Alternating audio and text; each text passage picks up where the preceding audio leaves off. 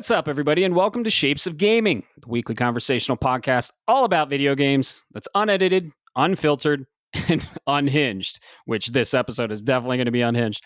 I'm one of your hosts, Matt Stenson, Neocharge on PSN, and joining me, as always, for episode number 25, my good friend, the Retro Gaming Encyclopedia, Bob Harriman, Leon Lyon Hartley on PSN.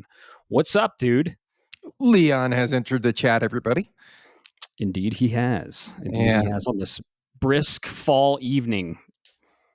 Oh, the best kind of evening right now. I love it.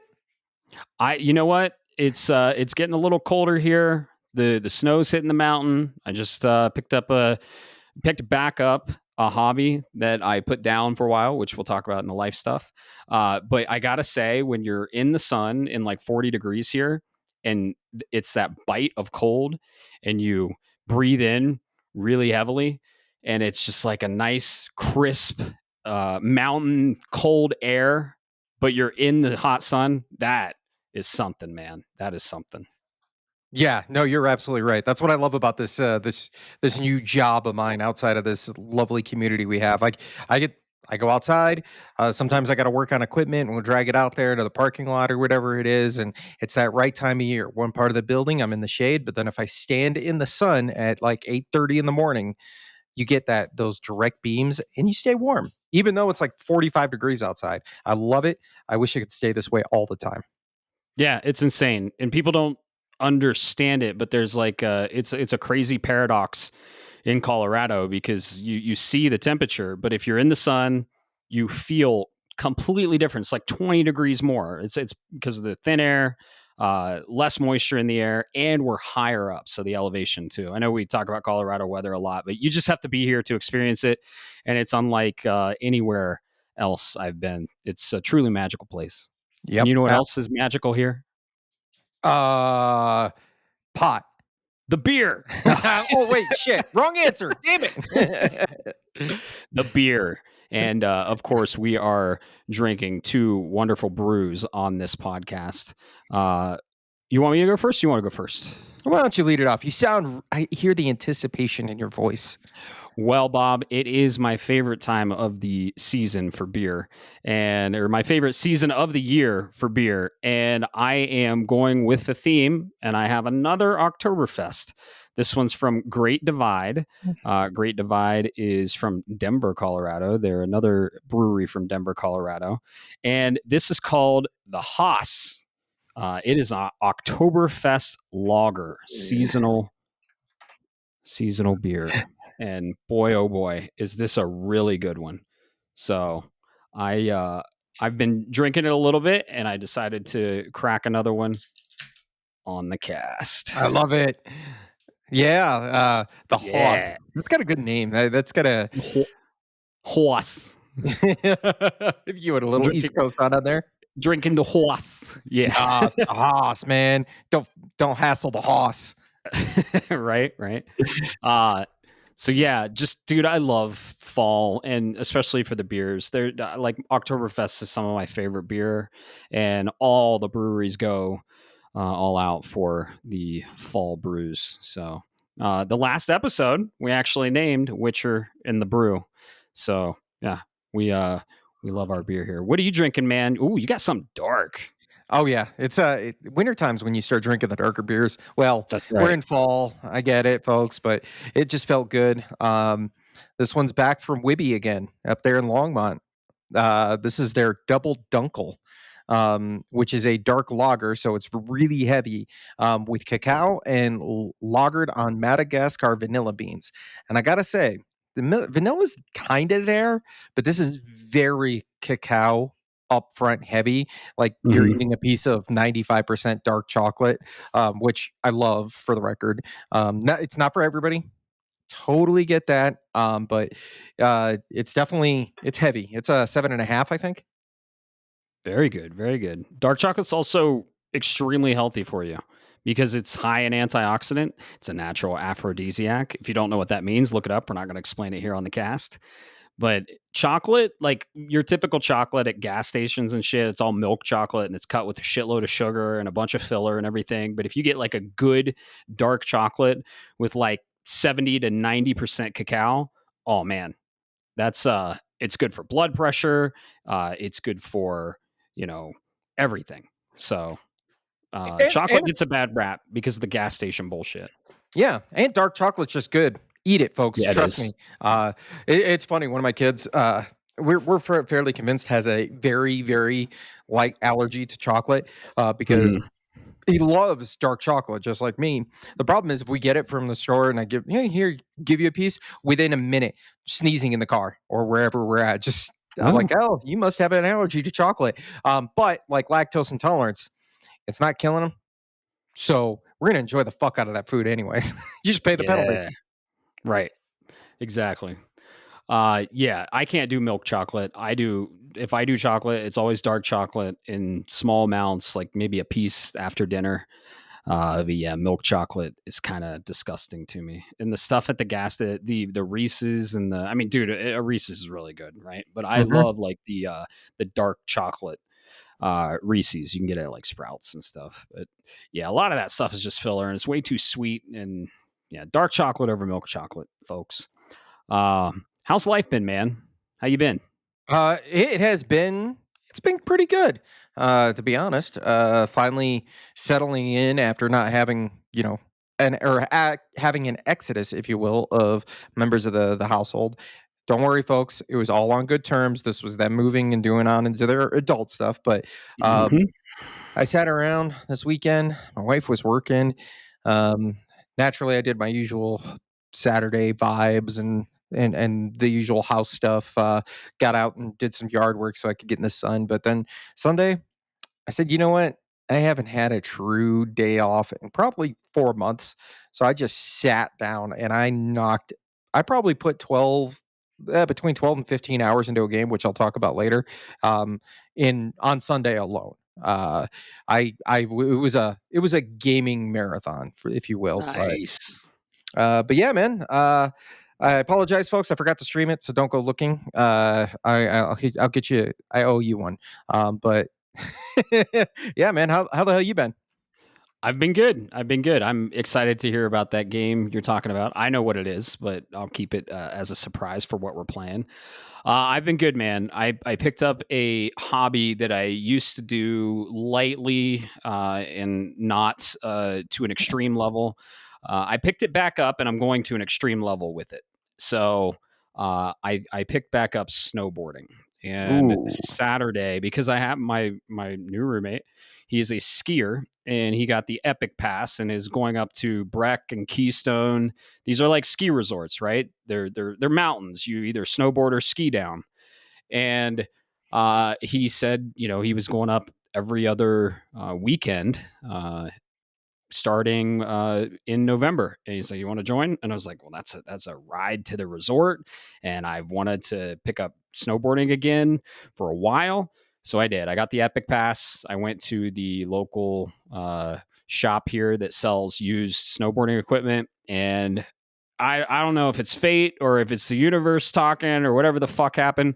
I go in there and I find a used board my size with two wolves on it and a fucking sword on it. And so I was like, oh shit, I just played Sword of the Sea and like there's a sword on it, there's two wolves.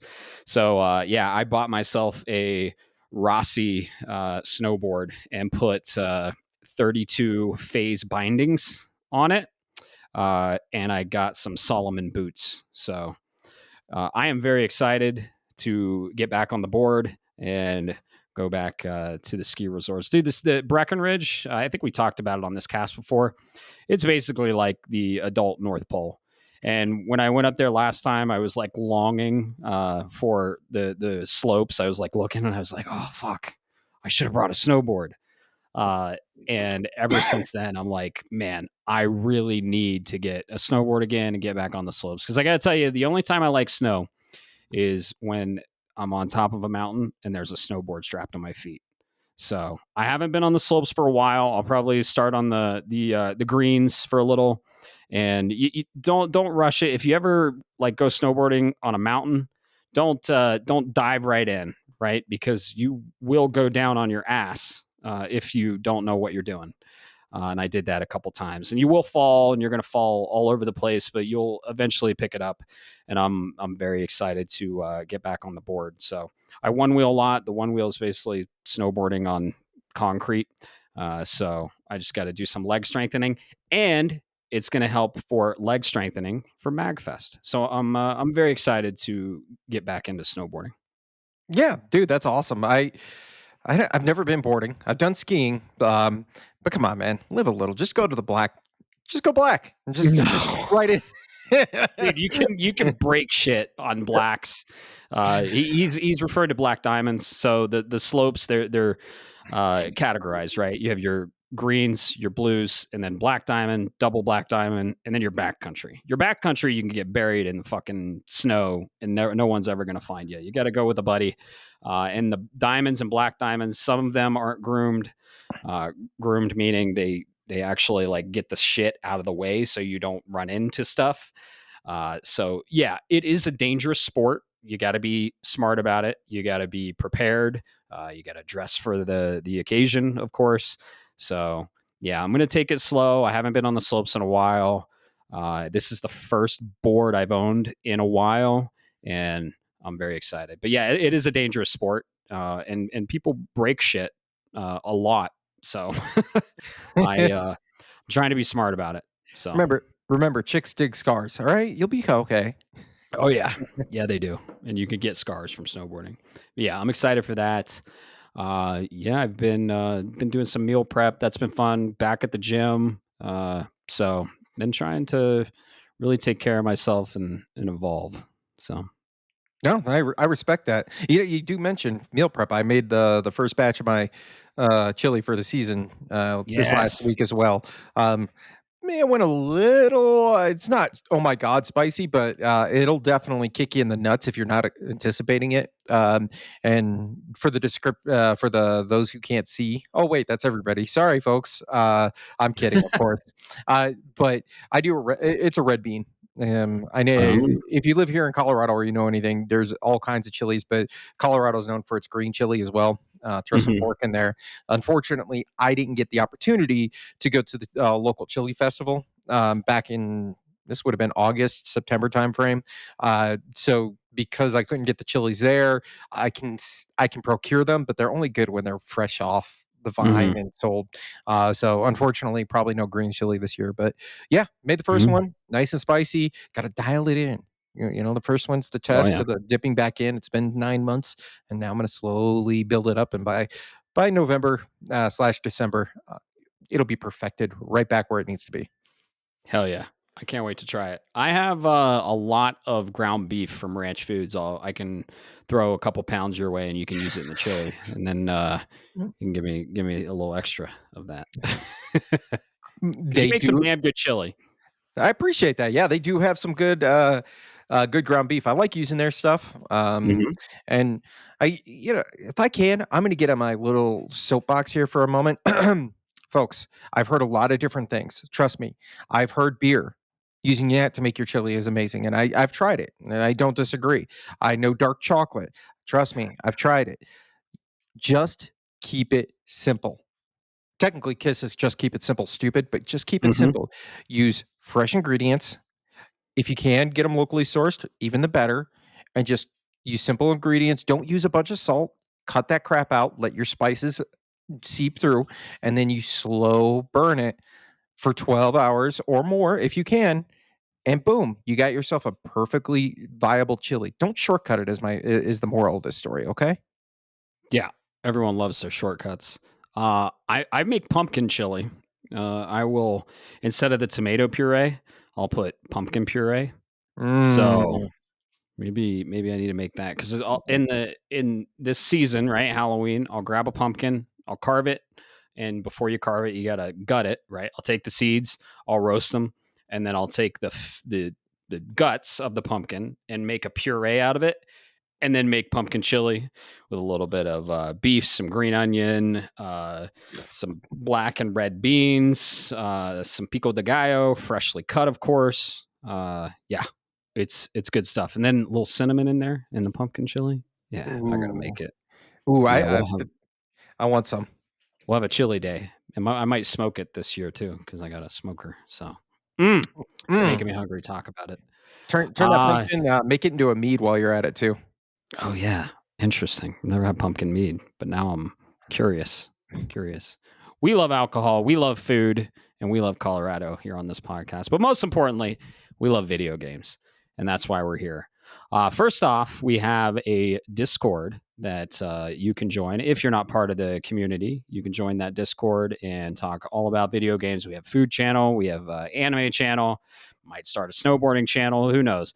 It's a place where we can talk about our passions and whatever we're interested in, and we keep the conversation going. Right? You might disagree, you might agree, but as long as we keep talking about it, that's why we created the Discord. And it's been growing. I think we're at like 54 members. Nothing crazy, but it's a good start. It's a good start. And we also have a Twitch. You've been streaming the game we're going to talk about on Twitch. That's twitch.tv/shapes of gaming. We have all kinds of social media platforms, and we have all of this in a condensed little section that you can find all of these links. And where can they find those, Bob? That's an easy one. That's a tough one. Let me pull up my notes real quick. No, I'm of course messing with you, man. Just Link TREE. Nope. yeah, no, you gotta take your browser, whatever your browser of choice is. I won't judge you around here. It just go into to shapesofgaming.com. You'll get redirected to our landing page, the link tree, as Matt was joking there for a moment ago. And you'll find everything you need for all of the socials, all of the listening options available. The Discord will be there, as well as our Twitch for just in case when you finally come along and I decide to stream and you join. Most recently had a couple of people, including a friend and listener of the show, Bo, as I kicked off a journey on a game we'll talk about later. So shout out to him. Definitely gave me some good tips to keep in mind that were not spoiler related, but things to just kind of, hey, just so you know, because I know I don't know if you look up guides, but just FYI. And I'm like, all right, cool. But yeah, come check it out. I see all of the comments there. I'm more than happy to chat. But yeah, once again, shapesofgaming.com. Awesome. Yeah. And in November, we have a month nailed down. We're going to be streaming Gears of War Reloaded, the titular Xbox title that came to PS5, which we might be getting another one here soon. Who knows? Who knows? We're excited to do that. And yeah, shout out to Bo. He's a pro tip master. He was giving me pro tips on the game I'm playing, which we'll talk about too. Oh, hell So yeah. yeah. Uh, and so our next episode as well, we're going to be doing a spooky episode, and we're going to have a very special guest on the show. She is a connoisseur of survival horror games. And we will be talking about our top 5 survival horror games of all time. One might have just recently made my list too. Just saying. So we are excited to do that. That's going to be the Halloween episode. I think that goes live like one day after Halloween or something like that, November 1st, if I'm not, or one day before Halloween. I don't know. Sometime at the end of October. So we're excited. November 2nd, Oh, it'll go I'm sorry. live. Yeah, you're Oh, right. It'll go live on October 30th because we'll yes. record it on the 29th. Yes, exactly. So recording 29th, going live October 30th. It'll be just in time for your Halloween podcast, Shapes of Gaming experience. So we are sticking with the theme, and we're going to do our top 5 favorite survival horror games of all time. And we're going to have a special guest on the show. We've been looking into having her on, and we decided this was the perfect time to have her on the show because she is a master of survival horror. So she just actually got done playing the game that I just got finished with, which I don't know if I'm going to talk about it on this one. I might lightly talk about it on this one, but I'm going to dig into it on the next episode. So that's kind of the lineup. We will probably do the state of the draft next episode as well. And man, it's getting down to it. It's getting dialed in. We got a lot of releases, and I think the scores are settling in. And I think we have a clear winner this year. So uh, we'll revisit that on the next cast. So look forward to all of that. We're excited. But for this one, do we want to talk about what we're playing before news, or news and then what we're playing? What do You you know what? think? Let's just start it off. I don't know. It feels good to talk about what we're playing, and I agree. um, I would yeah, absolutely agree. yeah. I do have one question for you though, Matt. I apologize. My dog's going ape shit. All There we good. go. I had, He's just saying hi to everyone. yeah, I had to try to think of the politically correct term. Yeah, whatever. My '90s brain wanted to say she's going fucking Yeah. retarded, but Yep. And you still said it. yeah. That's Sorry, folks. whatever. Uh, whatever. So we have a question from the audience. Do you want to run it Yes, we now? do. Yeah, we can. This question was from one of our good friends, and let's say a avid person on Discord. Sorry, I'm scrolling Discord to try and find it. Where is it? It's in food or question. It's in Good questions. questions. Yeah, sorry. Where you would expect it to be. You put me on the fucking spot. You put me on the fucking spot. I could He have asked a lot handled of that. questions. I know, and we appreciate him writing in. He is a avid communicator on Discord. We appreciate you very much.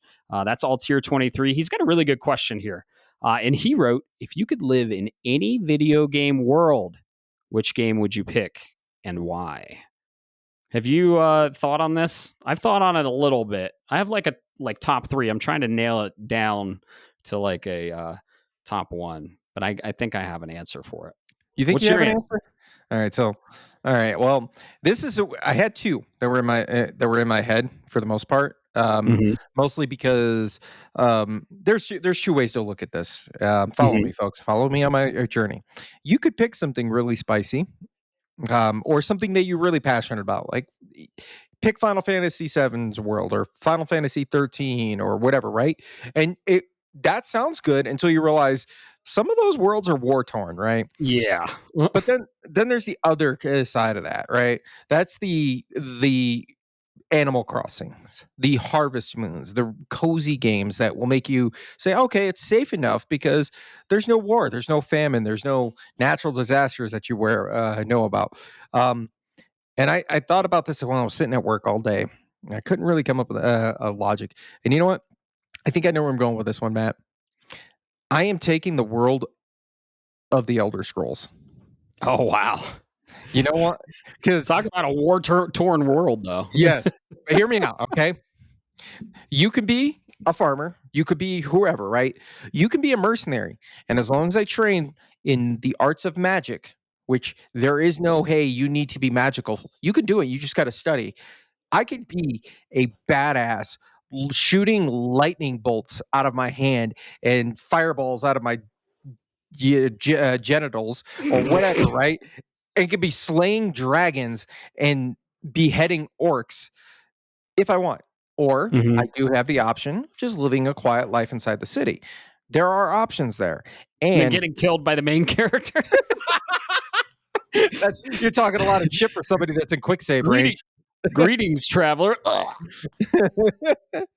But I Stop thought about in it. the name of the Give me that law. wall. After I was thinking about it, this would be interesting because depending on which era you get in, because you don't know the lore as well, very well, I believe. Correct me if I'm wrong, but like every one of those games are in a different era, and we're talking literally, 1,000 years kind of stuff. Well, not 1,000, but the point is, it's different timelines and eras of the history of Cyrodiil. So you could do you could get dropped in Oblivion, you could get dropped in Skyrim, you could get dropped wherever. For all you know, the main characters in Skyrim fighting dragons, and you're stuck in Cyrodiil, working a trade ship, right? But I think I would go there because there's opportunities, and worst case, I can always learn to be a lockpick master and just steal everything. Nice, nice. I like that. I like that. There's a lot of variety there, but still a lot of war and dragons. Like you could just be eating a wheel of cheese in your house, and a fucking dragon comes in. It's like surprise, motherfucker. It can happen Um, now. You never know. The CIA might admit there's dragons. right. That's true. There are dragons in the world I'm gonna pick, but they usually stay in the sky and they obey humans. There is an IP that I'm very fond of that has many games that I've played many of the mainline titles. There's also an anime. There's also a ton of spinoffs, but the anime, the games, it's all just this peaceful fucking world where everyone is super nice to each other. You do have slave animals, of course, but it sounds really fun to have. That would be in the world of Pokemon. I would live in the world of Pokemon with all regions. The latest anime, they hop around to all the regions, and they are in a flying airship. It's so cool. And like everybody's so nice to each other. There's incredible food. It is said the lore, they haven't verified this, but it's said that this day and age or this time in Pokemon is after a huge war that destroyed this world, and like 90% of the population died. I would love to be in a world where only 10% of the population is alive, because that's less people. And I make friends with these pocket monsters, and I can catch them and train them and just have a little cat Pokemon that I can call my own and then make it battle for me and make me money. That sounds fucking awesome. Or I can be part of Team Rocket and like steal Pokemon and make some money that way. Or I can be this legendary adventurer that goes and catches this mythical fucking dragon in the sky. There's all kinds of opportunities there. But every time I watch Pokemon or I play Pokemon, I'm just like, man, this world seems so nice. And if I ever die, I just want to live in this world. No, So I like it. That's good, man. Yeah, you're absolutely right.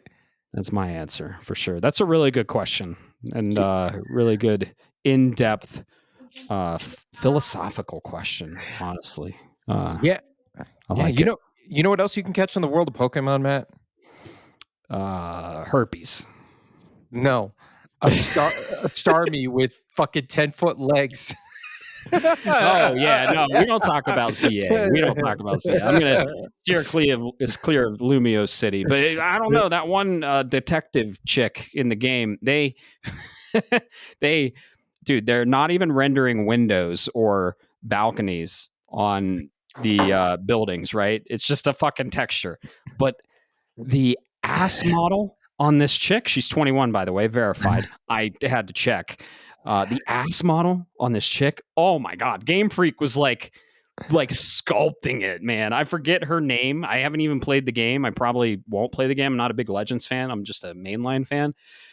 Dude, I don't know what they did, but they gave her just a nice one. And then they didn't give a fuck about the Pokemon design. Starmie, they literally just stretched the legs of the original Starmie and said, oh, okay, that's good. And then Fear Alligator, they put a hood that looks like Toad. Oh, God, the designs are bad. Some of those megas are cool, but yeah, I'm not into it. The budget leaked for that game. I don't even know what it was, but it's just paltry budget for the amount of money they make. I think it was under like $1 million or something like that for the budget, and they make millions of dollars on those games. So yeah.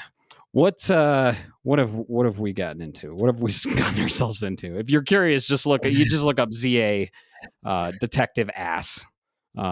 Private browser probably. Yeah, probably would. Yeah. So I saw that model of this female character and I was like, Game Freak, you motherfuckers.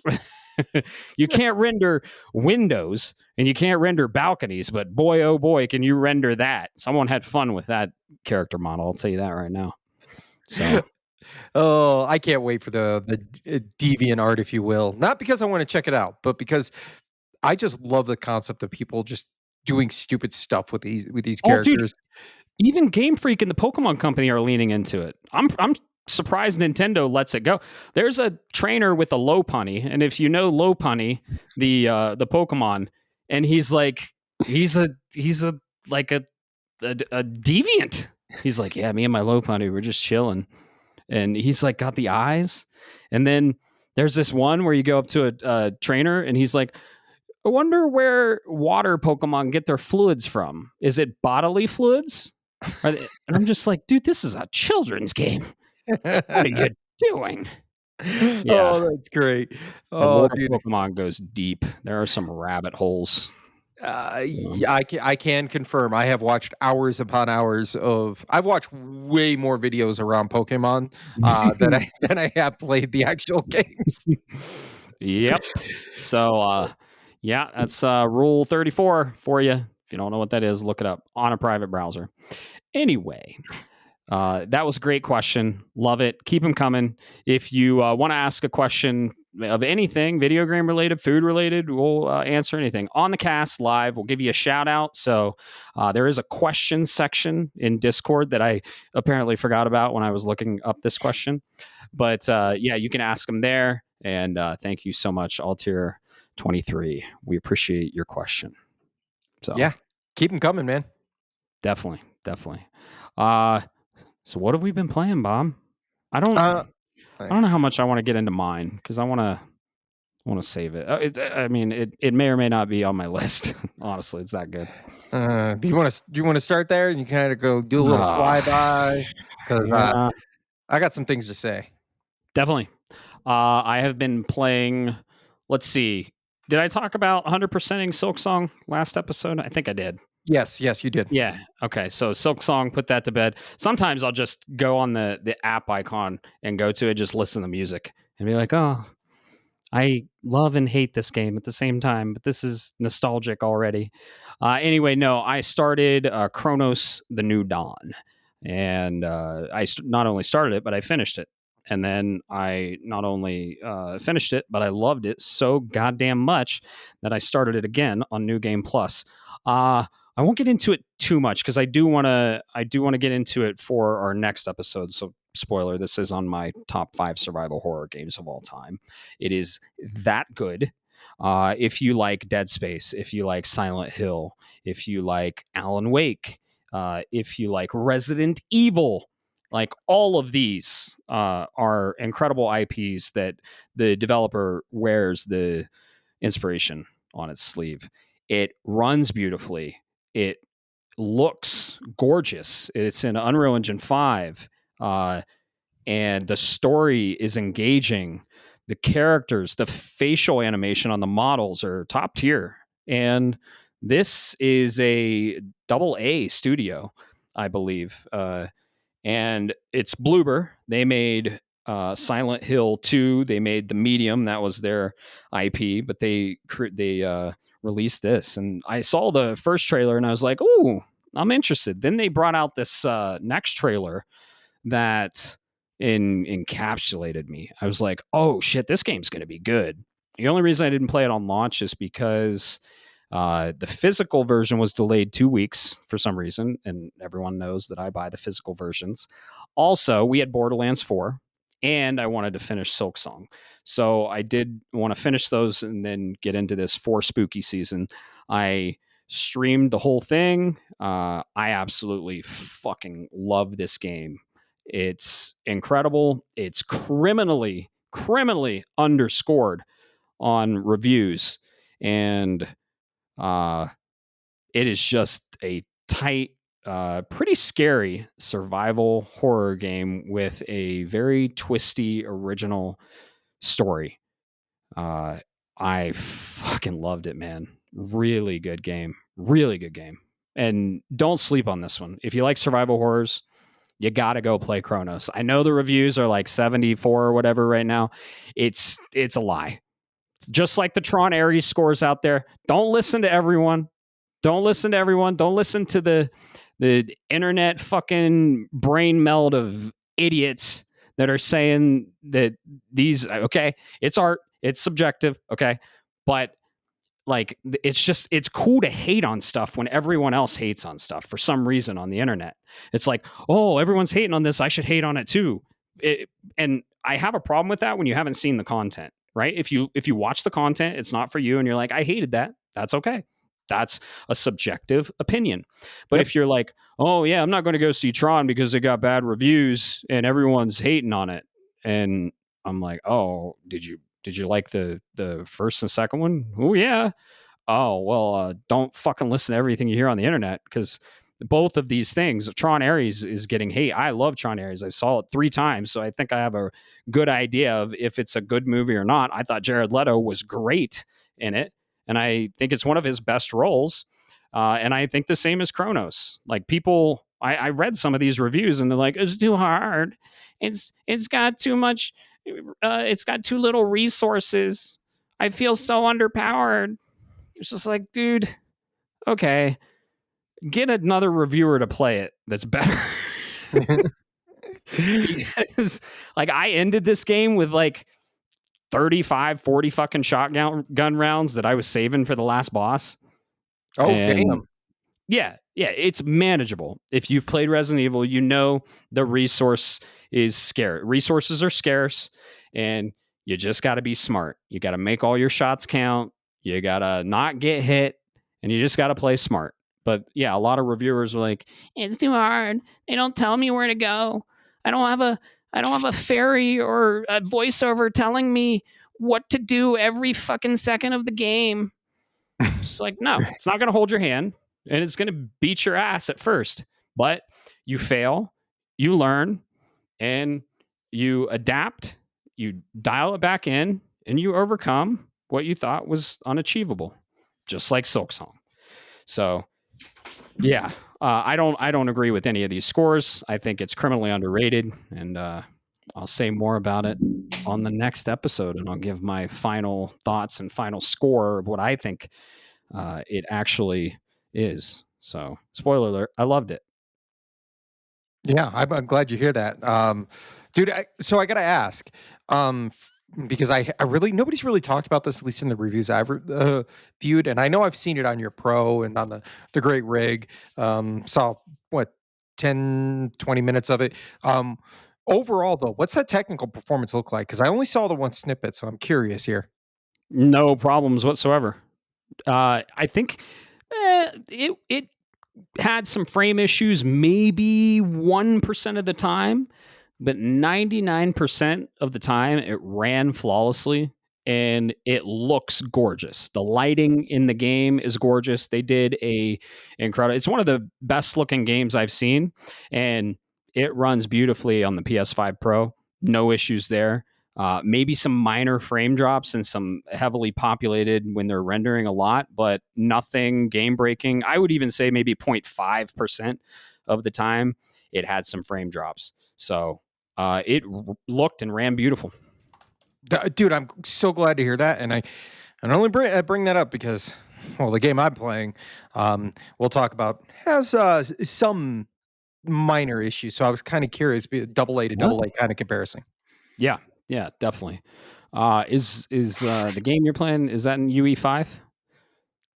I think I don't know. Let me look at that up. I did not bother thinking about that.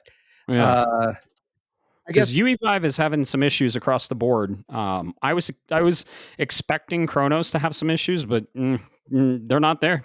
This yep. Bloober did a great job uh, optimizing this game. Yeah, no, it is actually UE5.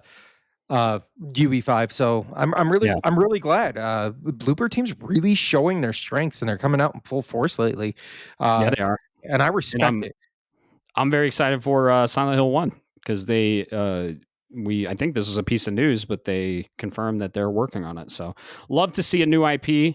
I really hope the sales reflected how good this game was, but probably not. Someone Yeah. sees the score, they're like, yeah, it sucks. It's just like, oh, that pisses me off. It's just like, no. If you like it and it intrigues you, go play it. It's really good. So I really like just don't want to spoil anything, but we could.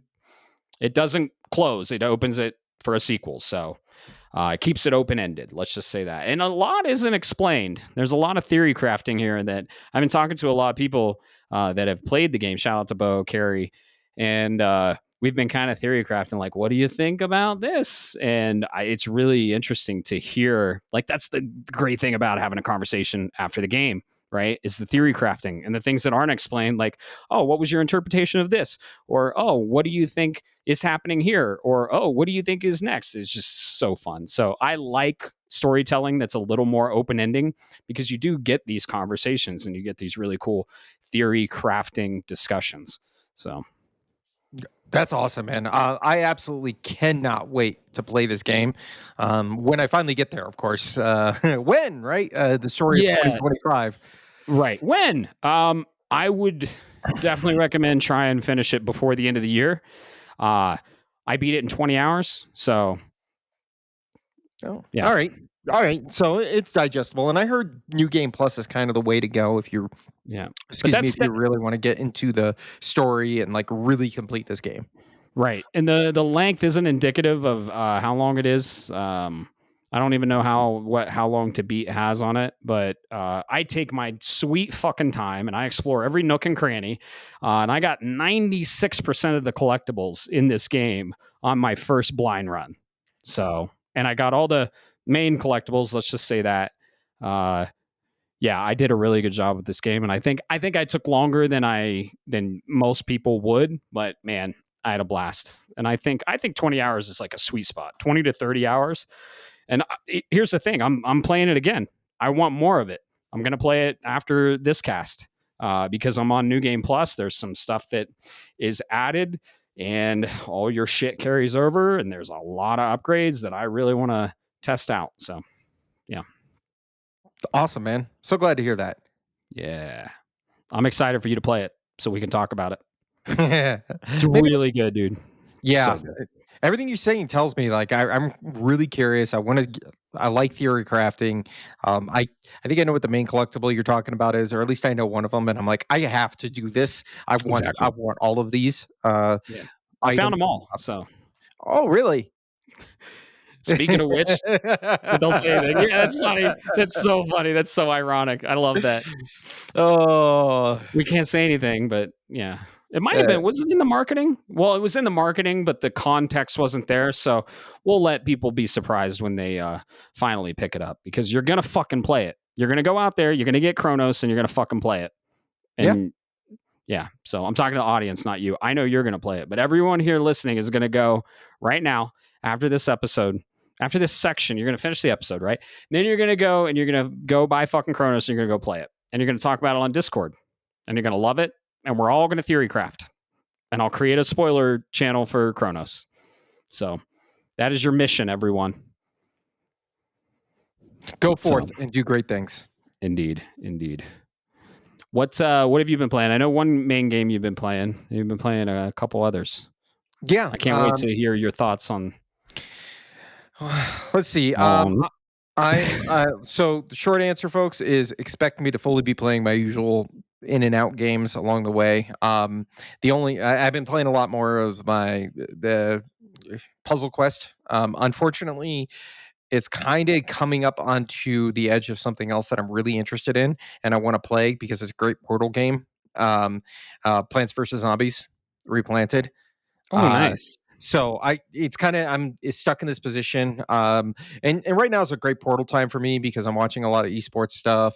Uh, and Yep. I'm having a great time with those. But this week I finally said, you know what? I need to get into something meatier or something more in front of the TV and enjoy it.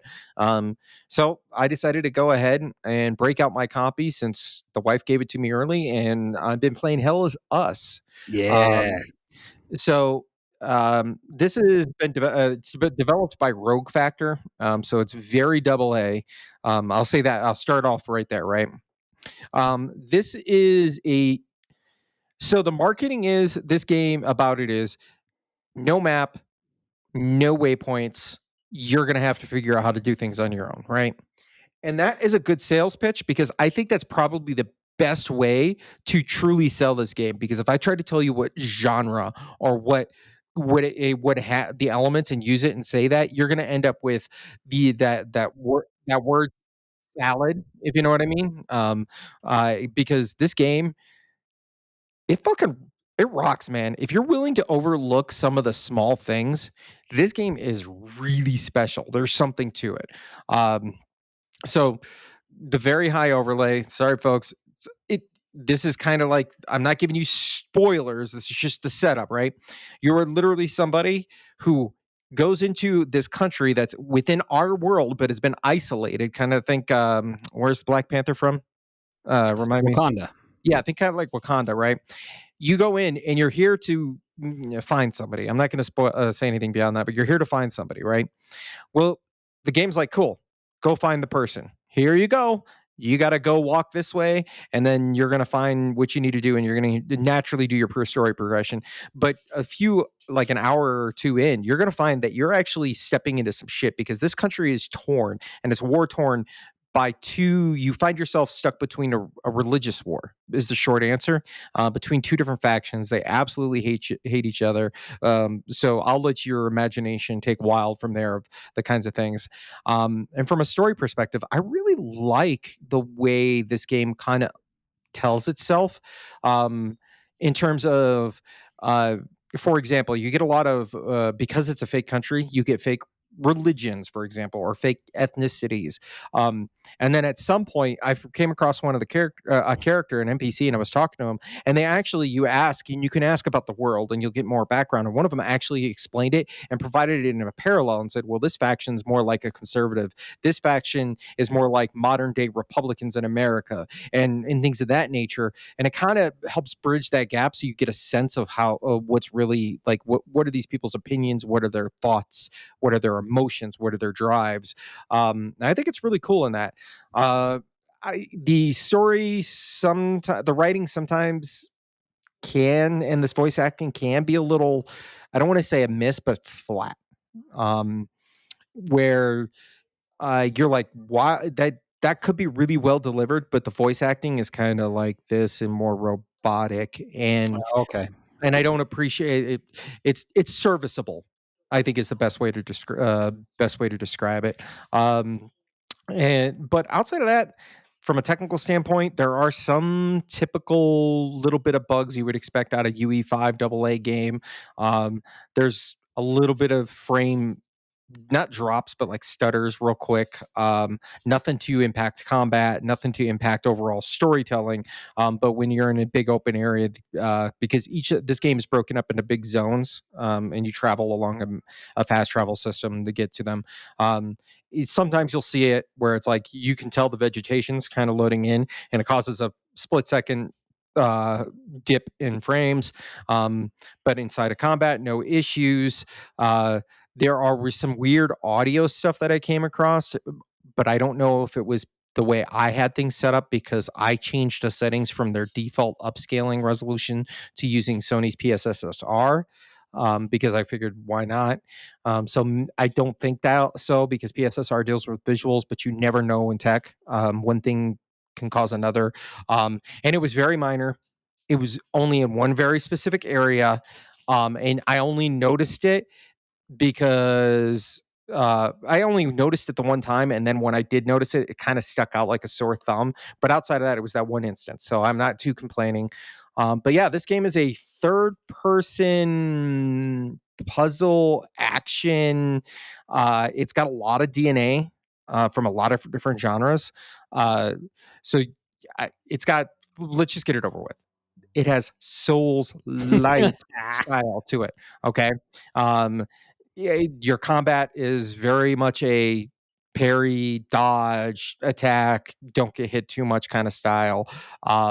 The catch is there's no upgrade system for your character's stats outside of the items that you get, which you can upgrade. So there's no stat tracking to keep in mind there. Enemies can respawn after loading in again. So hey, you got that. You collect the materials from them, and then you use them to upgrade stuff. So it's kind of got a little bit of that feel behind there. um I have a question. Do yeah. you lose shit when you die? No, so it does not. Good. It said it's very light, very very light, right? Yeah. I don't, I almost feel bad for saying it, but you can kind of feel it. It's one of those Yeah. elements. You know what else it has an element of, Matt, and I really appreciate, or at least I saw this, and no, I haven't heard anybody else talk about this. What? Think eldritch horror stuff, because there's these monsters and there are these eldritch horrors. Well, you Like Lovecraft? yeah, think Lovecraftian ish. And there are, once you get your base like weapons and stuff like that, and the combat expands, you realize there's I'm gonna say elements for a lack of better terms. Um, I don't want to spoil them because I think they kind of do tie into the story. But there's these four different elements, and they're all color coded, and they all have this kind of like rock paper scissors thing going around in a big Love circle. that. Lovecraftian rock paper scissors going around. One defeats the other. I saw a lot of eternal darkness in this I was regard. just about to say, is it like Eternal Darkness? Because there's three of them there, and kind of Forspoken. Forspoken Uh, has that too. Yeah, absolutely. You know what really struck me is you'll see this too if you get it when you get a chance to play this. Between the like realism of we're in a real world, the like our planet, but there's the fake organization or a fake country, and then there's these weird, surreal monsters that you're fighting. It all culminates into what feels almost like a Remedy game. Mm, you have my attention. No, this game has had my attention. I'm excited to play it. Yeah, the music, when Very I'm cool. fighting in combat, it's really beautiful. It definitely has it very much feels Remedy-like. It's weird to say that, but I really appreciate it for what for its charm. Um, and don't let the you don't know anything or you have to use like we don't give you waypoints and stuff kind of stop you. I think the game designs itself well enough to where even a dummy like me can figure out what to do next. Some of the puzzles are a little obscure, but if you stop and you slow down and you kind of look at your surroundings, you'll realize that, oh yeah, I kind of see what the game is trying to tell me without actually putting it into a quest marker. So you can kind of solve the puzzles if you're paying attention, right? Like Yeah. an example, early puzzle on, it was like, all right, you got to do these symbols in the correct order or whatever it is. What I don't remember, statue something, but it doesn't. You know that's what you have to do, but you have no clue how you're supposed to get that information. And then you look at your surroundings and you start reading the different things in the environment and you go, oh, I see that word placed in here kind of sticks out, so that must be this, and then you can kind of piece it together. So it gives you enough breadcrumbs to where you feel smart when you finally do get it, but not frustrating enough to where you want to throw your controller at the wall like you're playing Myst back in 1995. Right. So it has a lot of adventure elements, and I love that a game is like, all right, get your pen and paper, get your notebook, get ready to remember stuff, and draw your map and write down the things people say. Or does it have like a little journal in it? Does it like log things that NPCs say? So not with NPCs, but it does a really good job of cataloging things. Yeah. And what I mean by good job of it is specifically it filters out all the BS. So if you talk to somebody and they give you information that's not necessarily useful, they might show up in a log entry that says, "Hey, this is this person. Here's where they live," or whatever. But there'll be a separate sub menu that says, Mhm. "Here is discovery stuff. Here is the stuff that's related to your main objective." And it's not going to tell you specifically this person, go talk to this person, but it'll say this person lives here, and it's related to the main objective that you're trying to do. So it's got a little bit of that. It kind of blends it together, and it does enough to keep the filtering out. There's these items you can pick up that'll be related to a side quest, but those end up in their own sub menu, so okay, this is related to a side quest and it's not related to some puzzle I need to figure out within the environment. So you can kind of go, okay, and you get a little bit of separation in that regard. But you're right. Very cool. I broke out pen and paper for this game, and I did not. It did not disappoint. I'm like, because there was a specific puzzle with like these different, like six different things I had to remember, and they had to be in a specific order. And I was like, I'm not going to remember this. I'm 2, 3 beers deep. So I brought out the notebook and I got a pencil and I wrote down, oh, this one, this one, this one. And then I was right. And I felt smart for 5 seconds. Um, That's awesome. I love that. The last game that had me doing that was Tunic. oh yeah. Yeah, Yeah. absolutely. You could see, I could see that. Uh, But Yep. yeah, man, this is a very special it's a very special game. I think it has its flaws, very much so, but if you're willing to if you're not willing to be high horse about 100% stable 60 frames 24/7, and you're okay to look over some flat, not bad, but flat voice acting and writing in some cases, I think this is a very, very hidden gem, and people aren't talking about it enough. There are a lot of different elements to a lot of different genres. I could probably go on about them all day long, but definitely go check this out. Hell is Us. I'm in Act Two, and I'm probably, I think, don't quote, I don't know for sure. I'm kind of keeping it out. Is I'm about halfway, just 45% done with the game. I haven't looked up at how long to beat. The only thing I can really say that kind of brings this game down, Matt, is for a game that wants you to remember things and to write them down and figure it out on your own, there are some missables. Oh, dang. Yeah. Uh, so that's all I'm going to say. I'll let you guys Okay. figure it out from there. But there are some missable stuff. So feel free. There are great guides out there. PSN profiles. I love that. Love that site because they can give you some they can give you spoiler free kind of guide about how to do this. Mhm. But yeah, definitely go check it out, man. I gotta say, my final thought: if you really dive into this game and engage with the mechanics, um, without spoiling too much, you get these weapons. You can get different types of weapons, and you can use them in Yeah. combat, right? And you got I primary was and just secondary. about to ask, how's the combat? So you got primary and secondary type of weapons, right? You've got your endurance and you've got your health. Simple. Keep it sweet. I don't need extra stuff, right? Um, you can get here's the fun thing. Well, I'll get to so you can parry and you can block. Obviously, parry reduces the enemy stamina bar just like any other game. Blocking attacks reduces your stamina. If you drain your stamina, you're really slow, kind of thing, right? But what I really found, and this is where combat can kick your ass if you're not careful, is your maximum stamina is equated to your health. And what I mean by it is Oh, if you take a hit that takes away half of your health, your maximum stamina until you heal is at half. interesting. Uh-huh. There is a mechanic that allows you to think Bloodborne style, where after a certain amount of damaging or whatever, you can do a button prompt and you'll heal for some health back, Mhm, so you can mhm. stay topped off, which is really interesting.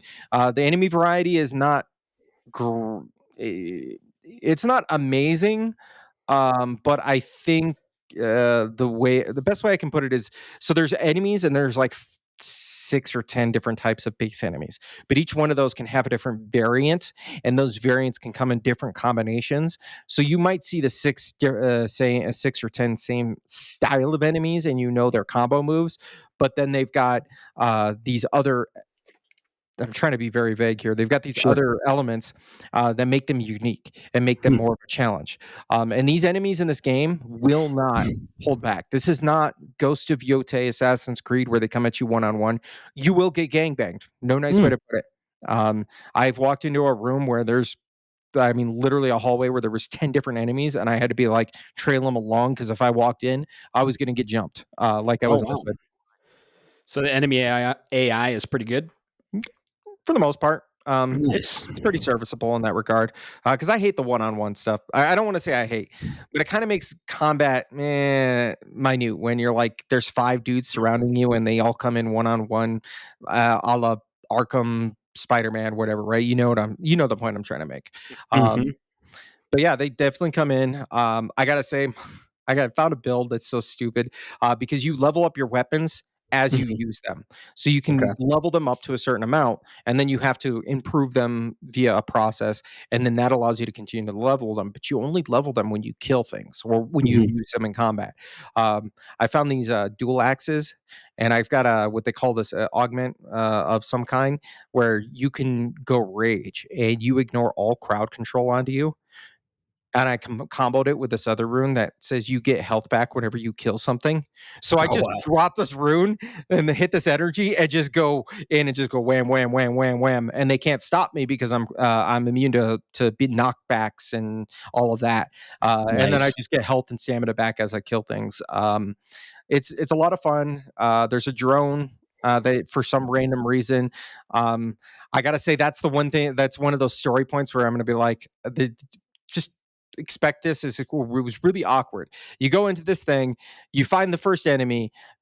Oh, congratulations, your gun doesn't work on it. It's a video game trope. Some person comes in and they saves you.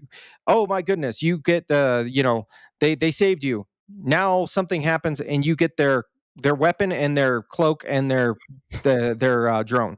No context about the person, nothing. He just picks the stuff up and is like, all right, cool, I guess I'm going to use this now, and you go into combat. So Maybe you it'll be explained. I don't know. I don't know. It was so weird. It felt awkward because he just watches this person, and then you're like, "Oh, he just It picks it was up, a and that's it." Like the drone starts following. Nothing to do with it. Yeah. I think I was watching this part on Twitch and it was really well done. Like Yeah, it piqued my interest. I was like, "Oh wow, this is a really cool fucking cutscene." But it was super early in the game and then I kind of tuned out because I do want to play this game. yeah, Sony kind of PlayStation championed this game and they've been marketing it and it looks really cool. So, yeah. yeah, I'm excited for it. It's a very dark game. This is Good. goes into some I'm putting this up there for people that are sensitive to certain subjects. This game goes into those subjects. It does not Excellent. shy away from them. It's very real in that regard. Um, I don't want to give Good. anybody flashbacks, but yes, be prepared. This is one of those games I tell you when they give you that warning at the banner. This is when I say keep that in mind and be serious about. Mhm. Yeah, as all art should. They should explore all forms of artistic vision, and yeah, dark or light or whatever. Um, yeah, that's awesome. So does it have some horror elements? Where is it like scary? I wouldn't say scary. Yeah. I thought it would, but it knows how to set a tone because you'll go inside of a cave and it's or a build or like splunking or whatever you want to call it, and ancient ruins. They're those are the words, Bob. Uh, and there'll be you've got your drone and you got to turn on your flashlight, and it's pretty dark in there. So if you're not careful and you're not paying attention, you'll walk around the corner and get you're like, ah, shit. It Yeah. actually happened in one. I was picking on our listener of the show, Bo, because he told me, "Hey, yeah, you'll get access to this door that was really early on." And I was like, "Oh, cool!" And I felt really smart because I was like, "I solved the puzzle to open this locked door." And then I literally got jumped right as the door opened, and I was like, "Thanks, dude." Nice. I bet he was Thanks for laughing his warning. ass off. Oh yeah. He was like, Uh, "Oh, sorry, I wasn't paying attention." Right. Whoops. Yeah. Right. Yeah. And all of you can tune in and watch these antics as well. And you can interact and Bob will see your comments. So head Yep. on over to twitch.tv/shapes of gaming. It's a Yep. fun time. I was in there and it was fun watching you. Yeah, I'm gonna try to get to it tonight. So maybe I'll Heck get yeah. an hour or two to stream and come say hi. Heck yeah. Awesome.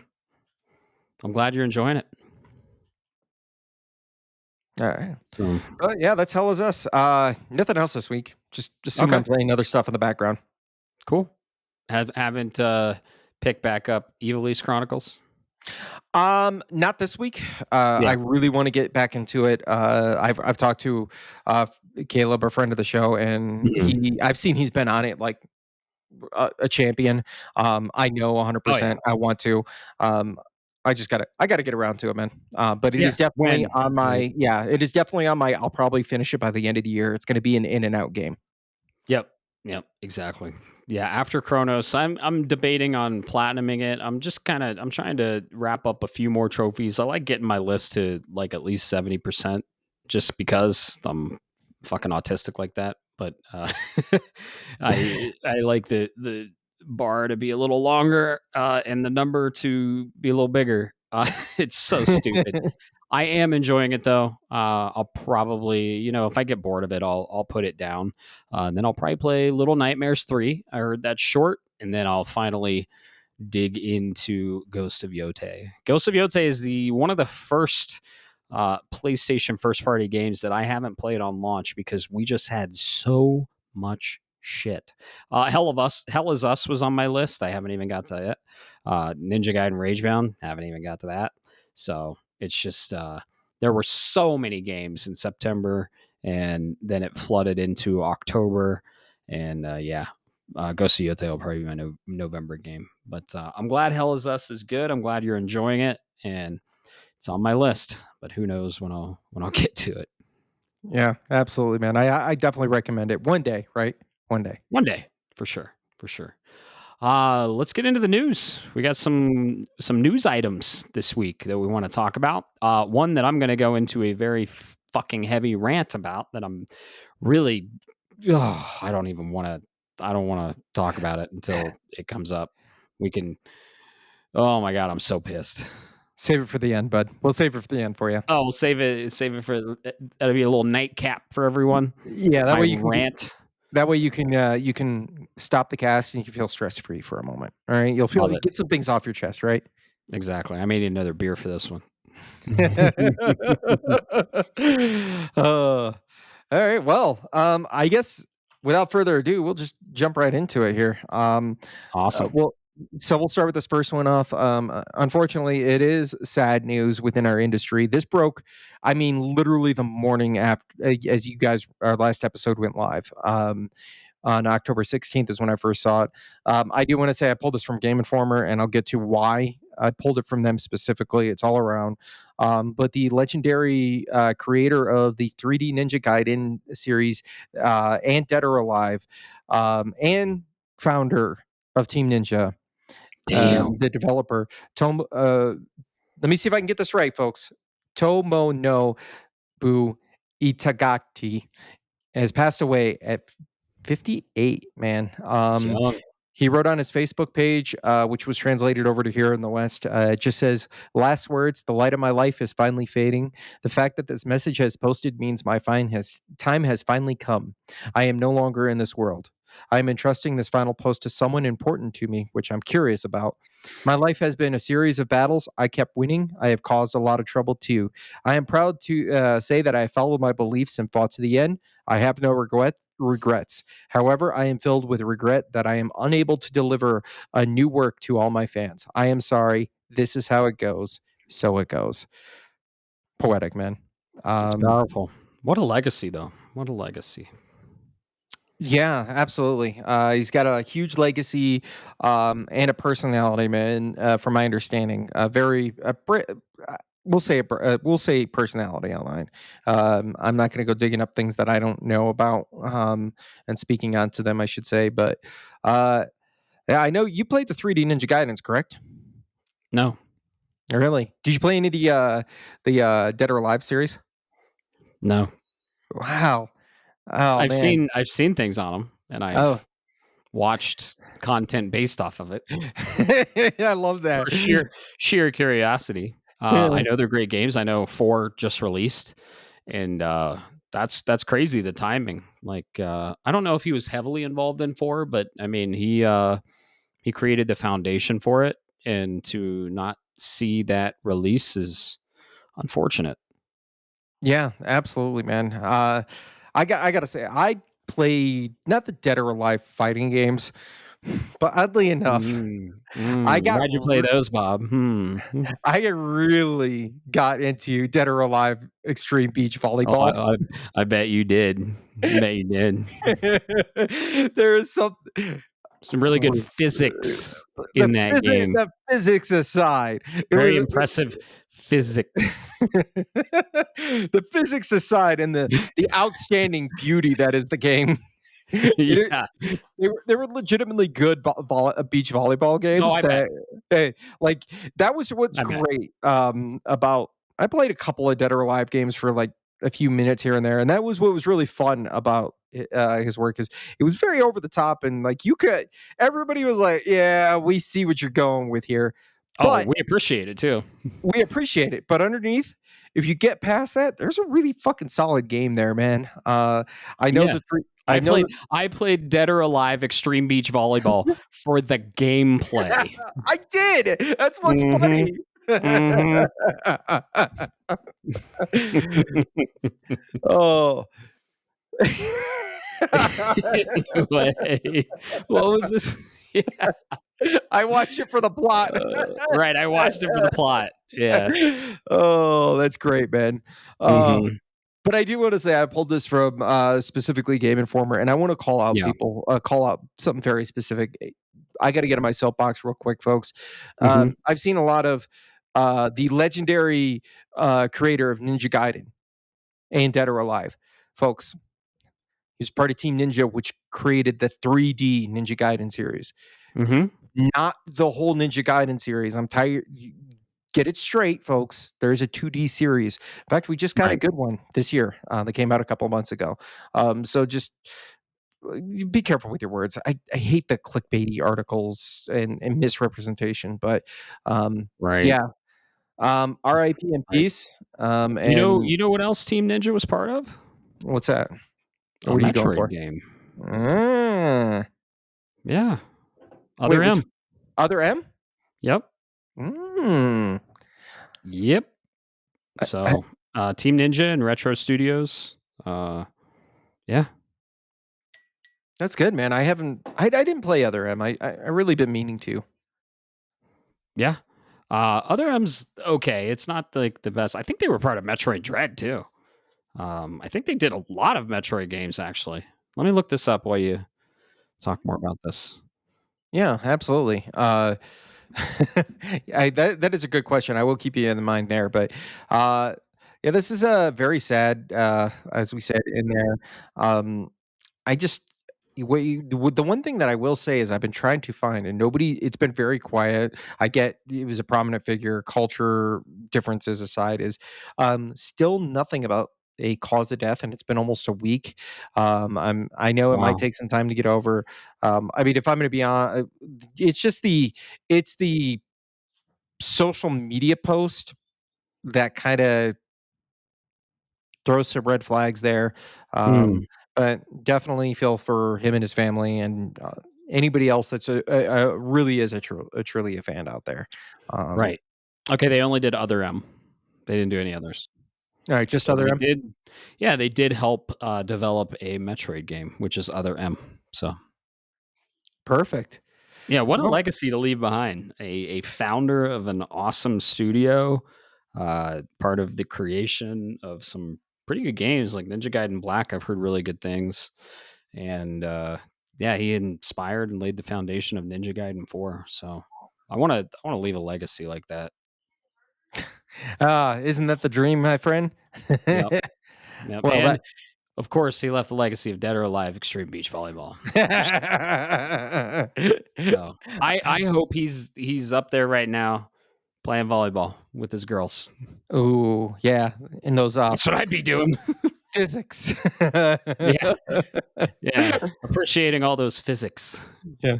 I will say if you ever for anybody that is absolutely curious, do not go looking up this game in front of your wife or significant other Yeah, without them preferably in a private understanding. web browser, Yeah, preferably in do private not. mode, Uh, incognito. Yep, it did yep. the bridge between that and Rule 34 is very short. Oh, absolutely. And that was Dead or Alive Extreme Beach Volleyball. If you forgot,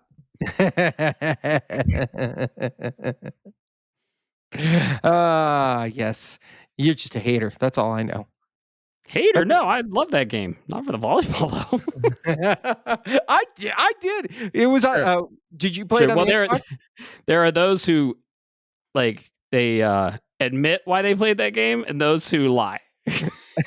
No, there's a difference. I'll admit why I grabbed the game. Oh yeah, you were grabbing other stuff while playing the game too. Anyway, Hey-oh. oh, oh, Oh, but yes, RIP in peace. yeah, that's Hopefully we don't have to report on any of that in the near future. yeah. It always sucks when the legends of the industry pass away. So Yeah. yeah, R.I.P. And in peace. well, this next piece of news is actually a two-parter. Okay. Because there are two different things that came out of this. So for as we reported a couple weeks ago, Tencent and Sony are embroiled in a legal battle, right? Over the Tencent's game Light Up Motorum. Mhm. It has been going back and forth. There have been this person saying this side saying this. The last that I've seen is, and this is interesting, I like this, is Sony has filed a motion for a preliminary injunction to stop Tencent from using Aloys or Resemblance and other elements in the Horizon series. This is coming back as the company has already accused the upcoming title as a quote blatant knockoff of and their motion to dismiss. Now Sony is seeking an injunction. For those that might not understand, this is a kind of a, hey, while we figure out XYZ in the court case, we want the judge to say freeze this process, Hmm. simply to try to keep Tencent from making money. And then even if they do lose, they're like, hey, we're still left holding the bag, even if we have to pay out. Um, this has been going back. I think we talked about Lighter Motor, man. I don't know. I just, if it kind of feels like they're throwing grasping at straws here. What do you feel? Oh yeah, 10 cents grasping at straws. PlayStation, Sony has them dead to rights. They asked for license to the IP. PlayStation said no, and then they released this. Then when PlayStation was like, no, you can't do that," they pulled some of the images. That's guilt. That's admitting guilt, right? 10 cents, yeah, they got them dead to rights. Their 10 cent is literally mitigating how bad they get fucked, and they are kicking and screaming as they are going to lose this battle. Because I mean, dude, I saw the trailer the day one it released, and I was like, oh my god, this is a total ripoff of Horizon. And I was like, oh yeah, PlayStation's coming for them. So the fact that we've learned so much, like they actually went to PlayStation and asked to license the IP, that is just like, oh, dude, you're caught red-handed. Just, I get it. They can throw money. They have a ton of money, and they can throw it around, and they can mitigate as much damage as possible and drag this through the system to make PlayStation pay and to elongate the process. But they're fucked. They they're, they're done. And so yeah, good. Just don't do it. Don't rip off art and try and sell it. Just don't do it. Come up with creative, unique ideas. And yeah, it's a beloved series of mine. Horizon is one of my favorite IPs from PlayStation. The moment I saw Light of Motorium or whatever the fuck it's called, I don't really care. I was like, oh my, that's totally a Horizon ripoff, and it's a bad one too. So yeah, uh, I mean, art in all forms is awesome, but like they had marketing material that was straight up ripped from Guerrilla Studios. And then the fact that they took it down when PlayStation was like, "Hey, that looks exactly like Horizon. What are you doing?" They're like, "Ah, our bad." And PlayStation's like, what? You're still trying to sell this game? No." So, yeah, I hope they get buried for this. Yeah, It's we'll see. lazy, and Tencent as a company is, you know, has some shady practices. We'll just say that. They're buying up a lot of stuff, and I don't appreciate or like what they're doing to the industry.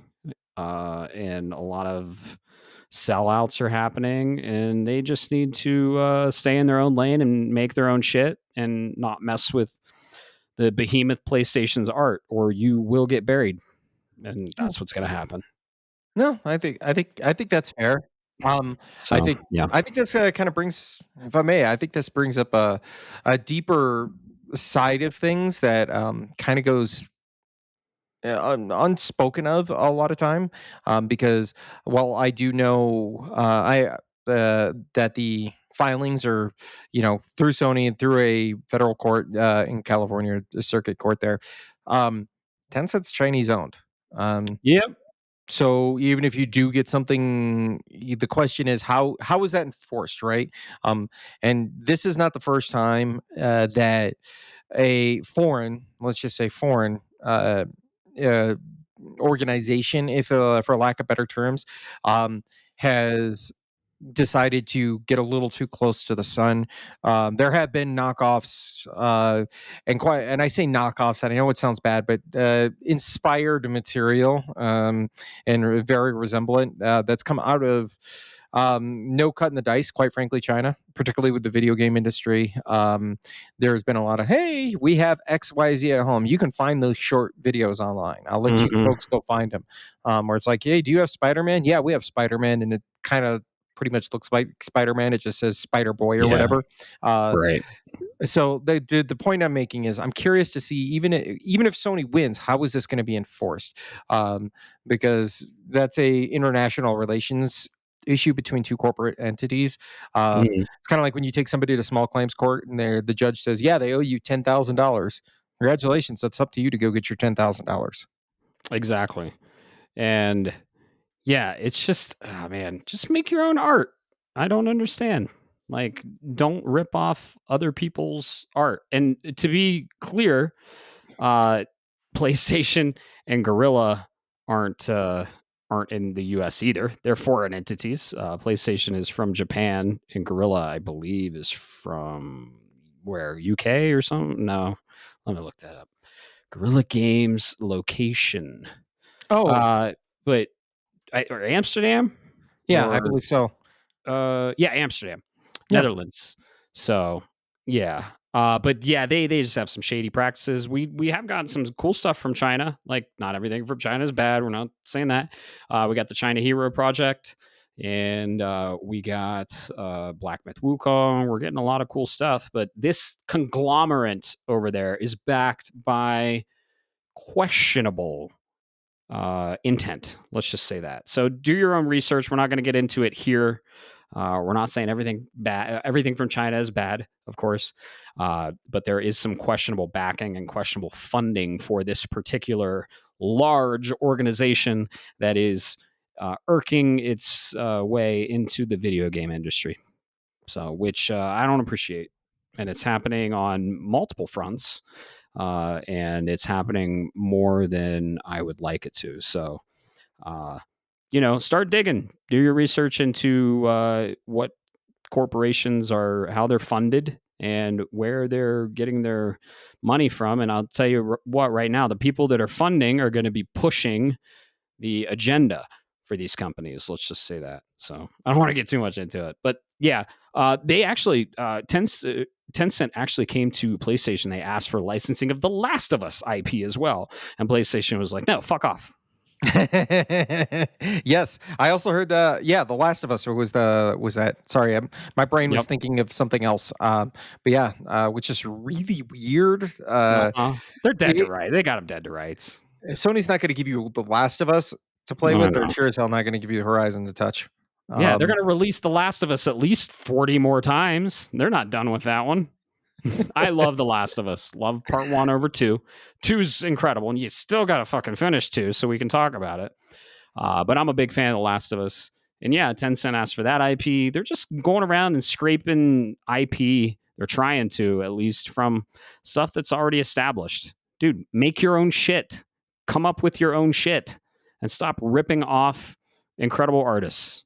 That's all I have to say on that. I'll leave you. I'll let you end it on that one. Um, at least from that angle. There was another interesting piece that came out of this, which is, as with any court proceedings, you take testimonials and you get documents are public, can be public knowledge, things of that nature. This pulled from Insider Gaming, but they're reporting via through the Game Post that according to a report from the Game Post, the head of PlayStation Productions, Assad, I'm not even going to pronounce that. Sorry, guys. Fizzlebash. Kizzlebash spoke with the release plans for the Horizon Zero Dawn movie in a sworn declaration. He stated that the film, based on the Horizon series, is in development in partnership with Columbia Pictures, with whom they have already partnered on the Uncharted and Gran Turismo films in 2023, respectively. All right. He's added that, quote, I already have a working script and are actively searching for a director. The team aims to start shooting for the picture in 2026 and is releasing in 2027. So Mm. 2 years from now. is the move, which lines up with the Minecraft movie, if I'm not mistaken, for a Horizon Zero, or a movie based around the Horizon series. I don't know, man. I'm kind Two of things. curious. Go ahead, because I No, got go thoughts. ahead. Okay. I One, why? Yeah.